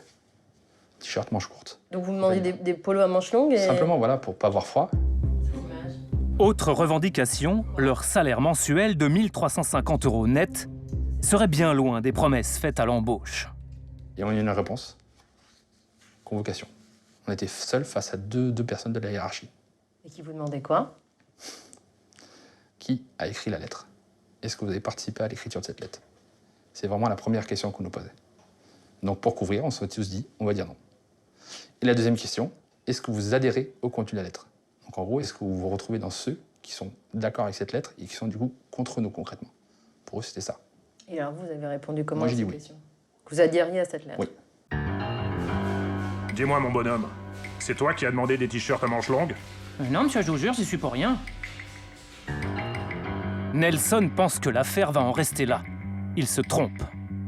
Arrivant en juin, on reçoit un mail à minuit sur sa boîte mail perso nous disant qu'on est mis à pied. Là, je bondis de mon lit, je comprends pas. Et là, je reçois 3 appels en même temps de mes collègues qui ont été dans le même cas. On était 4. 4 personnes mises à pied. Les 4 conseillers seront licenciés, tenez-vous bien, pour fraude. Mais 3 ans plus tard, devant les prud'hommes, Free n'apportera aucune preuve de cette fraude. En 2016, ces licenciements sont jugés abusifs. L'entreprise a fait appel. Les fortes têtes, fallait les sortir. Fallait donner l'exemple pour que les autres se calment. Je pense que c'est ça. L'ancien vendeur ne croit pas si bien dire. Dans un mail interne de Free, la direction échange à propos de Nelson et de ses collègues juste avant de les licencier. Il est possible que cela engendre des remous compte tenu des profils qui sont relativement meneurs. Ces 4 procédures sont les bienvenues compte tenu des élections qui doivent être organisées sur Free Distribution. Chez Free, il suffirait d'écrire une lettre à la direction pour devenir un redoutable meneur. Surtout juste avant les élections syndicales. Manifestement, l'opérateur n'aime pas trop les têtes qui dépassent. Alors imaginez lorsqu'un des centres d'appel de Free se met en grève pour quelques heures. C'était en 2014, chez Mobipel, un site de 650 salariés installé en région parisienne. Anousson Oum, délégué syndical Sud, est à l'origine avec la CGT d'un débrayage. Allez, je débraye à fond, on va démarrer la première. Et... Non, le débrayage, ce n'est pas qu'un truc qu'on vous apprend à l'auto-école. Je débraye, je lâche. C'est aussi une grève de courte durée. Et cette petite grève a eu de gros impacts sur les salariés. Il s'agit d'un débrayage d'à peu près 3 heures. C'est pas beaucoup, 3 heures. Non, c'est pas beaucoup. Effectivement, on n'est pas sur une grève parce qu'on a justement voulu être des syndicats qui restaient tout de même dans le dialogue social. Épuisement, relations tendues avec la hiérarchie, manque de reconnaissance. Les salariés en ont assez. En réponse, Free envoie cette dame avec un long manteau. Alors là c'est qui, là? Alors là, c'est un huissier de justice qui a été envoyé et payé par Free. Elle est venue, elle a essayé de glisser dans la foule, elle a essayé de passer incognito pour pouvoir constater si éventuellement il y aurait des débordements et de chercher la moindre faute pour pouvoir derrière les sanctionner. Aucun dérapage. Au bout de 3 heures, tout le monde se remet bien gentiment au boulot. Mais une semaine plus tard, les délégués syndicaux reçoivent un mail d'Angélique Gérard, la directrice de tous les centres d'appel de Free. Elle écrit « Jusqu'à apaisement de la situation sociale, il n'y aura plus le moindre recrutement sur le site de Mobipel. » Et elle poursuit en disant que nous ne pouvons plus continuer à investir sur un centre qui s'avère désormais sensible et où la menace pèse chaque jour. Bien à vous, Madame Gérard, évidemment. Donc cette menace qui pèse chaque jour sur le site, c'est les 3 heures de débrayage. Oui, ça s'appelle du chantage à l'emploi. Vous avez compris que 3 heures est égal pas de recrutement. Restez la prochaine fois, on ira peut-être plus loin. Chez Free, 3 heures de débrayage et le site est classé sensible. Mais qui est Angélique Gérard, la directrice des centres d'appel? Recrutée par Xavier Niel au début de l'aventure Free, elle a aujourd'hui sous ses ordres 6000 salariés. J'ai une vie riche, bien remplie, qui fuse dans tous les sens. Ouh, effectivement, avec Angélique Gérard, ça fuse dans tous les sens. Dans les fêtes de Free. Vous voyez le soldat de la guerre des étoiles en talons aiguilles? Oui, c'est bien elle, la directrice de la relation abonnée. Ou encore en selfie avec Emmanuel Macron, avant qu'il ne devienne président. Et là, lorsqu'elle reçoit un prix qui récompense son management. Victoire des leaders du capital humain. Award Feel Good Management. Espoir du leadership. Son truc à elle, c'est le bien-être au travail. Chez Free, depuis début 2015, nous avons décliné une stratégie qui est basée sur l'enchantement.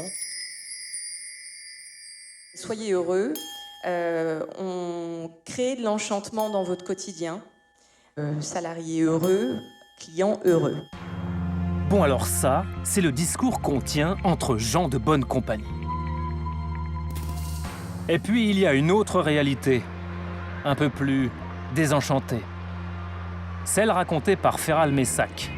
Lui aussi a vécu ce débrayage à Mobipel, mais pas du côté des manifestants. Il était à l'époque responsable d'un plateau de 130 conseillers. Il affirme avoir reçu l'ordre de sa direction de rédiger une liste noire. On vous demande, lorsqu'il y a eu un débrayage, par exemple, de collaborateurs, de faire la liste de ces collaborateurs qui ont débrayé. Et puis voilà, c'est tout, ça reste dans un dossier qu'on peut appeler liste noire, blacklist. Et à quoi ça sert? C'est-à-dire que, je sais pas, 3 mois après, il y a un poste de responsable d'équipe qui s'ouvre. Et puis, il y a une personne qui postule. Une des premières questions qu'on va vous poser, c'est est-ce que cette personne a débrayé? Si vous dites oui, il peut faire tous les entretiens du monde, être le plus brillant possible. Il n'aura jamais le poste. Après le débrayage, selon nos informations, plus aucun salarié n'a été recruté pendant 4 mois à Mobipel. Les effectifs vont fondre, mois après mois. Des démissions, des ruptures conventionnelles, des transferts de salariés vers d'autres sites, mais surtout, beaucoup de licenciements. On a compté 248 salariés licenciés depuis octobre 2014. On était à 650 salariés en octobre 2014 et récemment, en janvier 2017, on est passé à 347 salariés. Ah oui, quasiment divisé par 2 en fait. Exactement. Et ça met effectivement une ambiance délétère. Et donc, ça a découlé sur le moral des salariés. Parce que si on reste dans ces dynamiques-là, rien ne justifie que Mobipel puisse perdurer dans le temps. Depuis cette interview, les effectifs ont encore baissé à Mobipel. Pour preuve, un employé a filmé discrètement les plateaux du centre d'appel. Certains sont tout bonnement vides. Soyez heureux, créez de l'enchantement dans votre quotidien. Et Anousom Oum, le délégué syndical, que devient-il? Il est lui-même visé par une procédure de licenciement.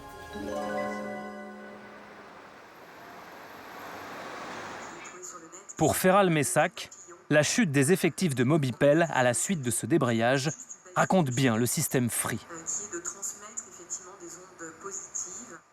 Un système qu'il a pratiqué pendant 10 ans, d'abord comme conseiller, puis chef d'équipe et même responsable plateau. Quand on m'a recruté comme responsable d'équipe, une des questions qu'on m'a posées, c'était « Est-ce que vous avez des états d'âme à licencier les gens ?» Ah oui, ça faisait partie des critères de recrutement. Oui. Est-ce que vous avez des états d'âme si vous devez licencier des gens? Vous avez licencié beaucoup de gens? Oui. Combien? En tant que responsable d'équipe, en 4 ans, je ne dois pas être loin de la centaine. Centaines de licenciements. Et en tant que responsable plateau? Beaucoup, beaucoup. Peut-être aussi une centaine. Beaucoup, beaucoup, beaucoup, beaucoup. Mais ça va très vite, ça va très vite. Les absences, les retards. Et puis après, il y a le côté production aussi. Voilà, si les résultats ne sont pas là, vous mettez fin à la période d'essai, vous faites des choses comme ça. Ça va très très vite. Et ça fait quoi d'avoir licencié comme ça une centaine de personnes? Parfois, c'est très douloureux. Parce que vous savez pourquoi la personne a été absente. Vous savez pourquoi la personne est en retard. Et quand vous envoyez un dossier de licenciement parfois au service RH, ouais, des fois c'est à contre-cœur. Et quand vous assistez à l'entretien, parfois c'est très difficile. Ces entretiens préalables au licenciement, nous en avons récupéré des enregistrements. Des documents audio rares qui permettent de comprendre ce qui se joue dans les bureaux des ressources humaines de Mobipel. Vous allez en entendre des extraits. Pour préserver l'anonymat des employés, nous avons reconstitué ces entretiens. Chaque mot a bel et bien été prononcé. Commençons par Linda, elle est conseillère chez Free. Alors, nous nous voyons aujourd'hui dans le cadre d'un entretien préalable. Au licenciement? À un éventuel licenciement. Vous êtes là aujourd'hui pour faire entendre vos arguments sur les faits qu'on a à vous reprocher, globalement des absences injustifiées, les 10 et 11 décembre. J'ai des gros soucis de santé actuellement. Si vous suivez mon historique chez Mobipel, je ne suis pas une adepte des arrêts maladie à la base. Là, c'est quand le 10 et 11 décembre. 10 et 11 décembre, c'était samedi et dimanche la semaine dernière. J'ai fait une TS, tout simplement. Tentative de suicide. D'accord. À une minute près, normalement, je devrais être morte. C'est mon compagnon qui a réussi à faire quelque chose. Ok. Et donc, on fait quoi? Donc, j'ai les papiers, tout simplement. Et si vous les voulez, les papiers de l'hôpital. Ok. Oui. Très bon hôpital, d'ailleurs. Je sais pas, j'ai pas eu le temps de voir ça. Pour son absence, à la suite de sa tentative de suicide, Linda échappe au licenciement. Elle reçoit un avertissement. C'est Julien qui vient de s'asseoir. Lui aussi est conseiller chez Mobipel. On vous reproche des retards à votre prise de poste et des retards à votre retour de pause déjeuner. Alors, il y a le 12 mai, un retard de 4 minutes. Le 15 mai, un retard pause déjeuner de 4 minutes. 29 mai, un retard à la prise de poste de 1 minute. Et le 2 juillet, un retard à la prise de poste de 7 minutes. Donc, ça fait un total de 16 minutes sur la période. J'ai de très bonnes stats. Donc, être convoqué aujourd'hui pour des faits de 1 minute de retard pour des logs... Attendez, excusez-moi. Je suis humain, je suis pas un robot. Ça peut arriver d'être en retard. Je viens en voiture. Je mets presque 2 heures pour venir le matin et autant pour repartir le soir. On lui reproche ensuite le temps passé au téléphone avec les abonnés. Pendant près d'1 heure, il tente de se défendre. Est-ce que vous avez quelque chose d'autre à ajouter? Franchement, j'ai du mal à comprendre. Je tombe de haut, là. Julien est licencié. C'est au tour de Mathieu. Il est chef d'équipe. Même avec un poste à responsabilité, on peut très vite sauter chez Mobipel. Les ressources humaines lui reprochent l'absentéisme de ses collaborateurs. Au niveau des objectifs qui vous sont fixés sur ce taux d'absentéisme, objectif qui est de 8%, et il y a une non-atteinte de cet objectif, puisque vous êtes à 12,45% d'absentéisme. Nous avons aujourd'hui, effectivement, un taux d'absentéisme qui explose. Certes, vous avez d'autres collaborateurs qui le disent. Ils pleurent le soir en rentrant chez eux. J'ai fait des métiers beaucoup plus difficiles que celui-ci. Je n'ai jamais été confronté à une situation pareille. Je pense m'être pas mal investi dans cette entreprise. J'ai même fait beaucoup de choses. Les seules réponses qui m'ont été données, c'est « Free ne te doit rien ». Donc, à l'heure actuelle, nous, on est considérés comme de la merde. Voilà. Je peux vous donner mon ressenti. Non, un entretien préalable, c'est pas du ressenti. Cette convocation, pour moi, c'est le crachat final à la figure. Clairement. Bon, si vous donnez votre point de vue, je vais clôturer l'entretien préalable, parce que ces propos n'ont pas lieu d'être dans un entretien, d'accord? D'accord, très bien. J'espère juste, par contre, si je suis licencié, être prévenu avant d'arriver à mon poste, contrairement à d'autres conseillers. Très bien, merci. Je vous en prie. Mathieu est licencié. Et puis certains ne se présentent même pas à la convocation. Ils savent que tout est joué d'avance. Ce fut le cas de Ferral. Eh oui, lui aussi a fini par être convoqué à un entretien préalable au licenciement. Il ne s'y est jamais rendu, il était en dépression depuis 3 mois, après avoir reçu un avertissement. Quand vous mettez un avertissement de travail à un responsable plateau, c'est que ça commence à sentir le roussi parce que je l'avais déjà vu faire avant. Et je pense que 48 heures après avoir reçu cet avertissement de travail, est arrivé le week-end. Et le lundi matin, j'ai pas pu me lever en fait pour aller au travail. Plus de jambes, la tête qui suit pas, scotché sur le canapé que vous avez à côté là, mais détruit. Et quand vous êtes allé voir votre médecin, qu'est-ce qu'il vous a dit? Il me dit là vous êtes en dépression, burn-out total quoi. Donc je vous arrête. Vous vous soignez et vous oubliez le monde du travail quoi. Ce qui n'a pas été évident du tout quoi. Les premiers mois, ça n'a pas été facile du tout quoi. En 2016, Ferral Messac est licencié pour cause réelle et sérieuse, ce qui lui donne droit à des indemnités. Pour d'autres salariés de Mobipel, c'est éjection sans parachute, sans indemnité. Ça s'appelle le licenciement pour faute grave et ça permet de débarquer ses employés sans débourser un centime. Mais au fait, c'est quoi une faute grave? Allez, c'est le retour de la minute juridique. La faute grave est celle d'une telle importance qu'elle rend impossible le maintien du salarié dans l'entreprise. Vous l'avez compris, la faute grave, c'est grave.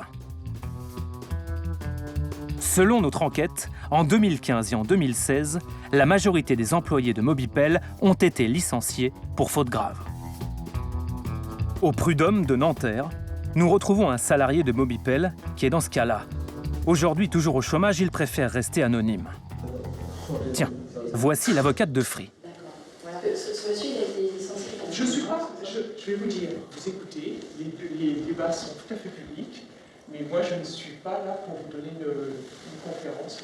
D'accord, donc c'est juste pour avoir des éclaircissements sur cette affaire. Vous écoutez, vous adorez. D'accord. Quelles sont les fautes graves que vous avez commises? Alors il semblerait que la faute grave que j'ai commise soit d'avoir été absent en accident de travail. On vous a reproché votre absence en Tout fait. à fait, tout à fait.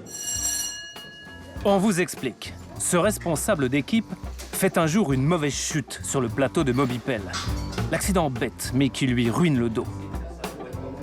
Alors qu'il est chez lui depuis 3 mois, en arrêt maladie, Free l'accuse d'avoir désorganisé son service. Bien sûr, donc c'est ce qu'on voit dans le document. On voit mes stats donc, de juillet qui sont relativement bonnes, et en septembre, ça baisse d'un coup. Quand vous partez? Quand je pars. En accident de travail. Le salarié a beau être absent, il a beau avoir été remplacé, Free le tient pour responsable de la baisse de performance de son équipe. Ça semble absurde, mais c'est pourtant écrit dans sa lettre de licenciement. Et le licenciement pour faute grave présente un sacré avantage financier pour l'entreprise qui n'a pas à verser d'indemnité. Forcément, on se pose la question, serait-ce la raison de toutes ces fautes graves ? Nous avons trouvé un élément de réponse au Prud'homme de Paris, dans un jugement pour le moins étonnant. C'est l'histoire d'une responsable des ressources humaines de Free. Elle a licencié plusieurs salariés pour cause réelle et sérieuse. Free a donc versé des indemnités de licenciement. 150 000 € en tout, selon le jugement des prud'hommes. Et c'est justement ce que la direction reproche à sa responsable RH. Elle aurait dû licencier ses employés pour faute grave et ne pas donner d'indemnité. Du coup, Free l'a licencié pour faute grave. En 2017, le licenciement de cette responsable RH a été jugé infondé par les prud'hommes.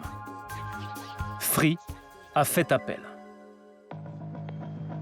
Ça commence à en faire des dossiers.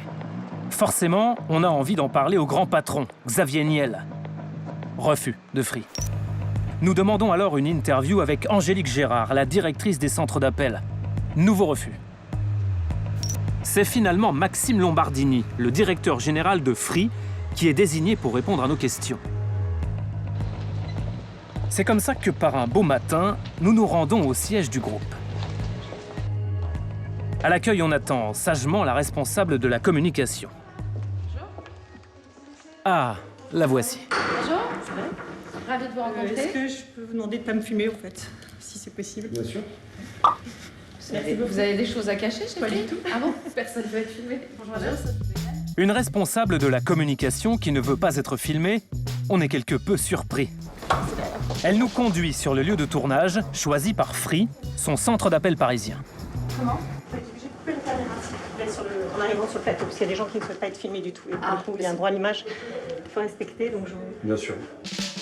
On vous l'avoue, on a un peu du mal à suivre. Free a opté pour un lieu de tournage en plein milieu de ses salariés. Mais ça non plus, on n'a pas le droit de filmer. Compliqué tout ça. Ah non, lui, c'est bon, vous pouvez retirer le logo. C'est Maxime Lombardini, le numéro 2 de Free. Bonjour, vous allez bien? Ça va? Ouais, très bien. Et regardez, la responsable de la communication qui ne voulait pas être filmée nous filme avec son téléphone. Nous, avec la com de Free, on n'a rien compris. En France, vous avez 5 centres d'appel en interne, on est bien d'accord. Et il y en a un qui nous a particulièrement intéressés. C'est celui de Mobipel. Il est à Colombes, en région parisienne. Est-ce que vous pouvez nous dire combien de salariés travaillent aujourd'hui chez Mobipel? Je dirais autour de 300, 350.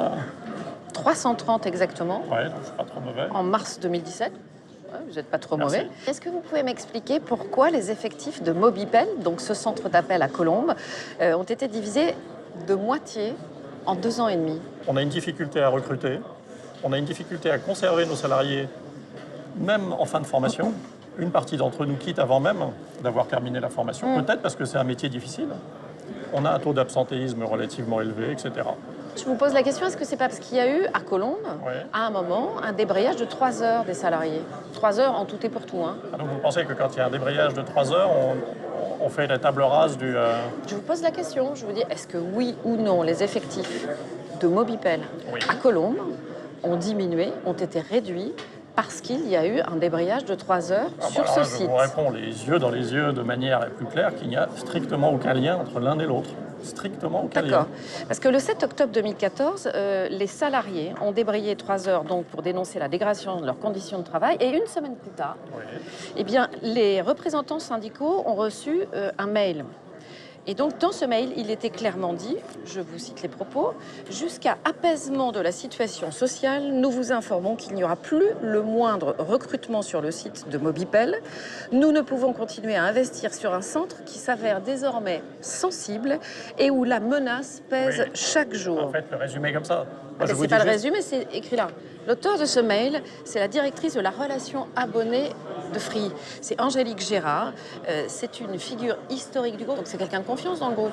Est-ce que vous savez comment fonctionne le dialogue social? Et c'est elle qui écrit ça. Mais est-ce que quand le directeur général d'Iliade, qui est là depuis 10 ans, qui est administrateur du groupe, vous dit qu'il n'y a pas de projet de fermer le centre de Colombes, il n'y a pas de projet de licencier qui que ce soit, de manière économique, j'entends, après, s'il y, a des fautes... Des effectifs diminués de moitié en 2 ans et demi, c'est pas de licencier qui que ce soit, là. Il y en a eu des gens licenciés. Il n'y a pas eu de plan social, il n'y a pas eu de... Bah oui, mais c'est pas ce que vous voulez me faire dire. D'accord, alors Bien je vais sûr vous que non. montrer un document, c'est très intéressant. C'est l'évolution des effectifs à Mobipel, Colombes. Et alors là, on voit les effectifs, vous voyez, tac, tac, tac, ça va bien, etc. Ça remonte même ici, hop, les 3 heures de débrayage. Et voilà ce qui se passe dans les effectifs de Mobipel depuis ces 3 heures de débrayage. C'est assez net, non? Je ne peux que vous répéter la même chose. On a un centre d'appel qui s'appelle Mobipel, sur lequel on a des difficultés en termes d'absentéisme, en termes... Bah, vous en aviez pas avant, hein. Avant les 3 heures de débrayage, ça allait bien. Hein. Enfin, C'est tout à coup, là, paf, après les 3 heures de débrayage, bam, problème d'effectif, bam, problème de recrutement. Je ne sais pas ce que je dois Ici, vous dire. Hein, là. Là, avant, non. Enfin, vous paraissez avoir déjà tout dit et tout analysé, donc non, très mais bien, 3 heures de débrayage équivaut à la fermeture du centre. C'est pas ce que je vous ai dit, mais si c'est ce que vous avez envie de démontrer... à la diminution des effectifs de manière spectaculaire. C'est assez net, cette courbe, non? Et est-ce que vous ne pensez pas qu'il peut y avoir aussi d'autres raisons, comme celles que j'évoque? On se dit que ces problèmes-là, de recrutement, de taux d'absentéisme, de formation mal suivie, ben, ça existait avant, mais que là, brutalement, peut-être vous en avez pris conscience. Est-ce que d'arrêter de recruter, c'est quelque chose sur un centre? C'est-à-dire qu'on a 5 centres en France. Hein. Donc, est-ce qu'une entreprise n'a pas le droit de décider à quel endroit? Personne n'est licencié, hein. On ne fait pas un plan social, on ne ferme pas le centre. Hein. Vous avez, pour être tout à fait précis, licencié 248 personnes. D'accord? On est précis? Sur combien de On est temps? précis. On est en octobre 2014, ici. Là, vous avez licencié 248 personnes. Je ne sais pas d'où vous sortez vos chiffres. Ah ben, ce sont des chiffres qui viennent de chez vous. Alors, ne dites pas que vous ne savez pas d'où sortent nos chiffres. 248 personnes? Oui, absolument. À Mobipel, Colombes. Je regarderai, je vous apporterai une réponse. Comme ça, je ne sais pas répondre. Je suis désolé, mais on a 5 centres en France, on a beaucoup d'autres activités.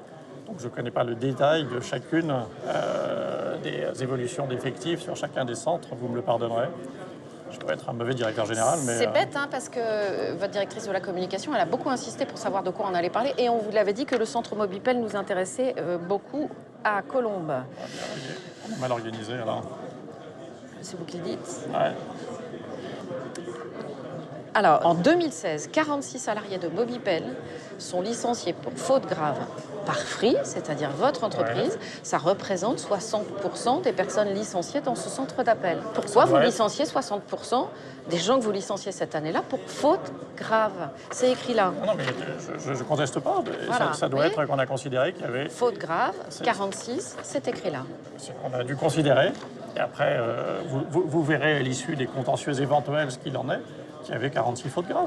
Le licenciement pour faute grave, c'est un licenciement, on est d'accord, sans préavis. Le salarié quitte l'entreprise le jour de son licenciement et surtout sans indemnité. Évidemment, c'est très avantageux pour l'entreprise et on a le sentiment que ce licenciement pour faute grave a été érigé en système. La réponse du directeur général est très claire. Le licenciement pour faute grave ne se fait jamais quand il n'y a pas une faute grave de notre point de vue. Et derrière, les tribunaux, s'ils sont saisis, ont la capacité soit de confirmer notre vision des choses, soit de l'affirmer et de nous sanctionner. Lors de nos recherches, dans justement différents prud'hommes de France, nous sommes procurés un jugement extrêmement surprenant. Free a licencié pour faute grave l'ancienne responsable des ressources humaines de ce centre d'appel où nous sommes, parce qu'elle n'a pas assez licencié de gens pour faute grave. Voilà ce qui lui est arrivé. Le directeur général, il ne répond pas sur des dossiers qu'il ne connaît pas, comme ça en live, sur des citations que vous avez décidées. Ce pas des citations, ce sont des documents officiels. C'est le tribunal des prud'hommes. Je suis désolé, madame. Sur le jugement des prud'hommes, à cause de cette responsable des ressources humaines, Free affirme avoir perdu 150 000 €. Cette dame a été licenciée ensuite pour faute grave. Donc je voulais juste avoir votre réaction. Madame, je suis désolé, mais vous pouvez m'en sortir comme ça les uns après les autres. Je vous dis juste, on a 9 000 salariés dans cette entreprise. On n'est pas en guerre avec nos représentants du personnel ni avec nos collaborateurs. L'entreprise se porte bien, les gens sont heureux de travailler ici. Donc vous ne répondez pas à ma question, là? Je vous fais une réponse, madame Lucienne, très très claire. Le directeur général d'une entreprise, il ne répond pas en live sur des dossiers qu'il ne connaît pas. Eh bien, vos licenciements pour faute grave, ils sont régulièrement jugés abusifs par les tribunaux de prud'hommes, mais aussi par les cours d'appel. Si vous voulez, je ne vais pas vous ressortir tous les documents. Je vous ai pas dit qu'on était toujours vainqueurs. Je vous dis juste que les résultats sont équilibrés. Vainqueurs. Enfin, vainqueurs des contentieux. D'accord. Tous ces gens qui sont licenciés pour faute grave et qui engagent des procédures à votre compte, en attendant, ils sont dehors. Ils n'ont pas d'indemnité, ils n'ont rien, on est d'accord, hein? Ils ont des indemnités. Quand on est licencié pour faute grave? Enfin, non, ils ont le chômage, en fait. Petite précision qui fait une sacrée différence. Les indemnités de licenciement sont versées par l'entreprise. Et le chômage est versé par Pôle emploi. Par nous, quoi.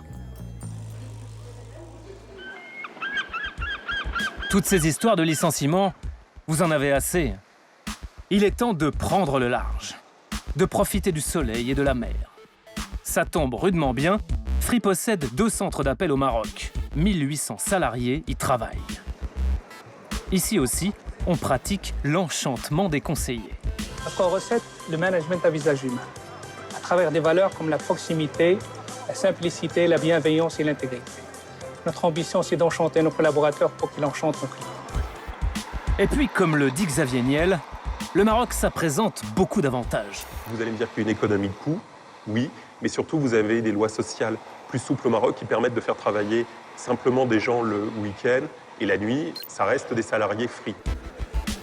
Des salariés free moins chers avec des lois sociales plus souples. Le Maroc, c'est bien pratique. Sauf qu'ici aussi, les salariés peuvent faire grève. Et quand Free va le découvrir, la réponse sera brutale. En 2012, les salariés de Total Call, le centre d'appel de Casablanca, se mettent en grève.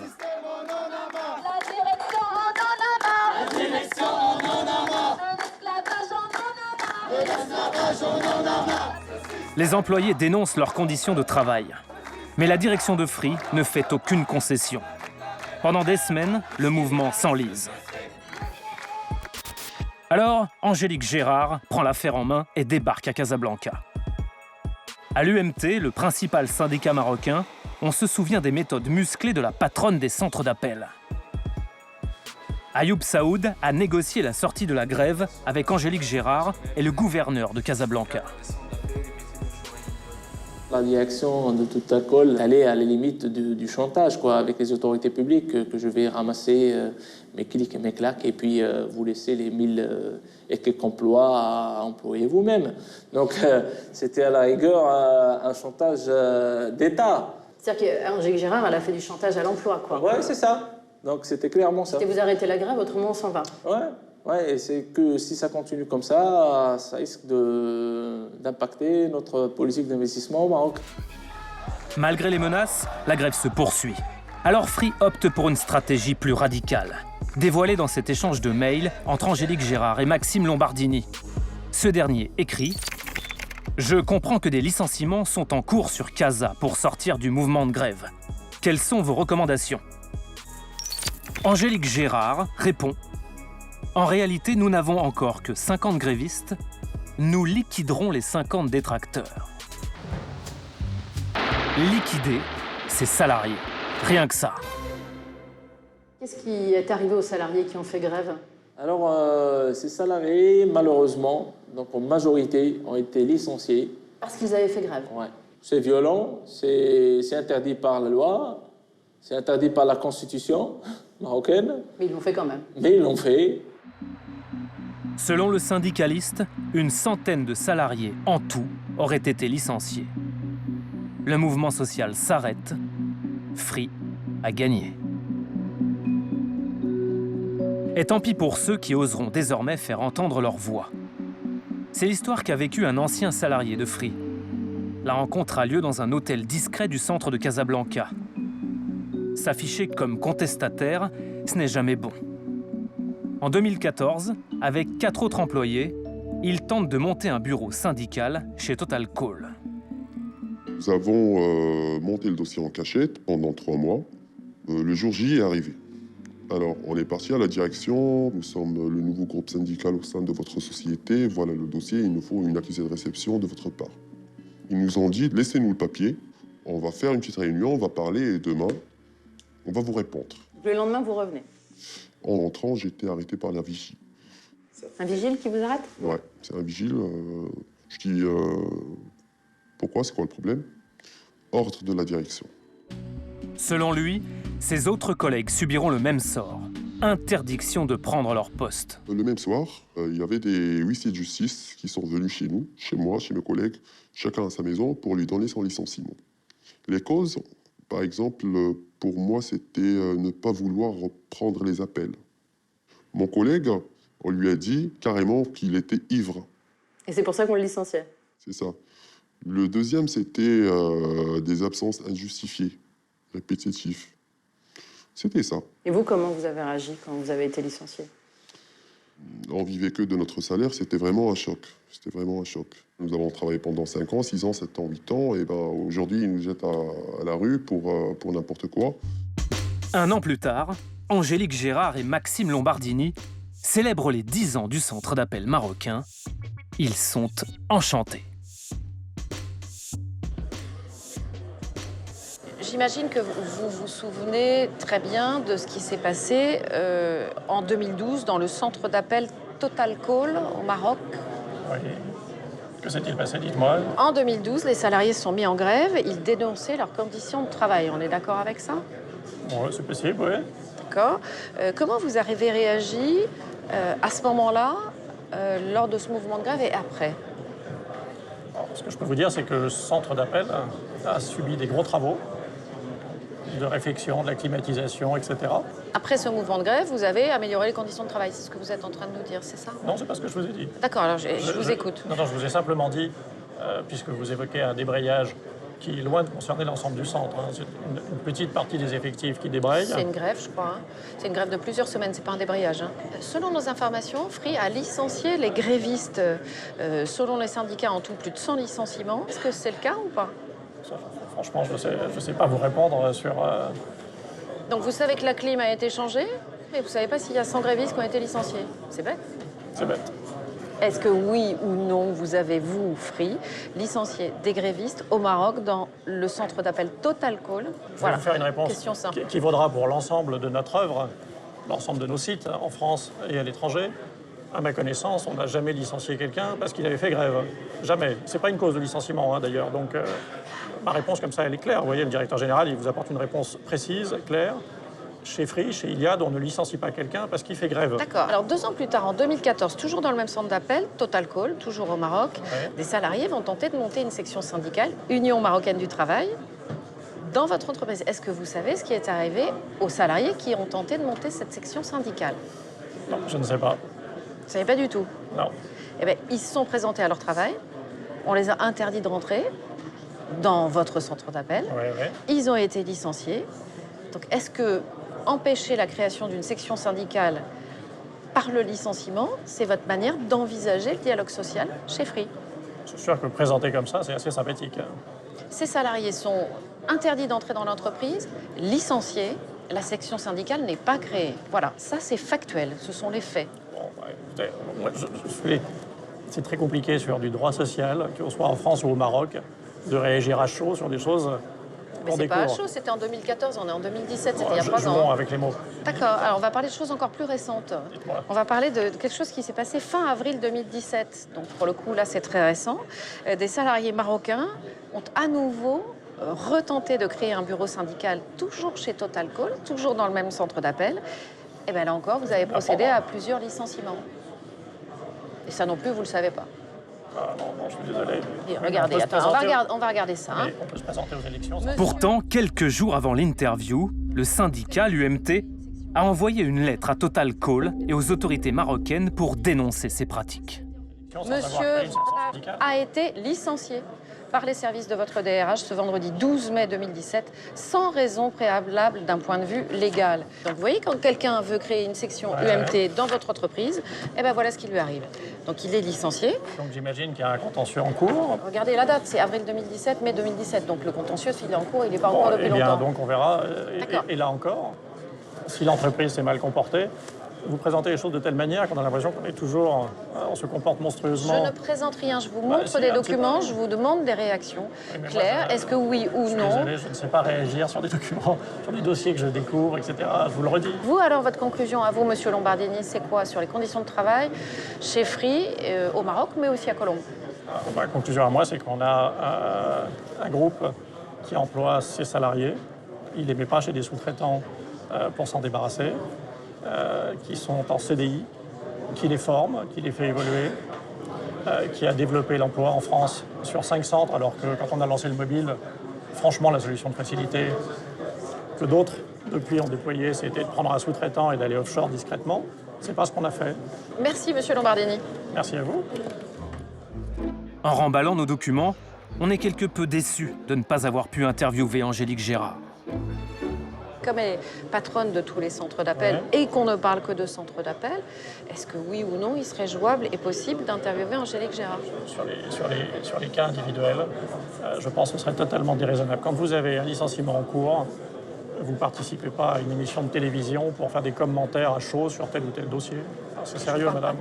Justement, nous avions une dernière question sérieuse à poser à madame Gérard concernant les grévistes au Maroc.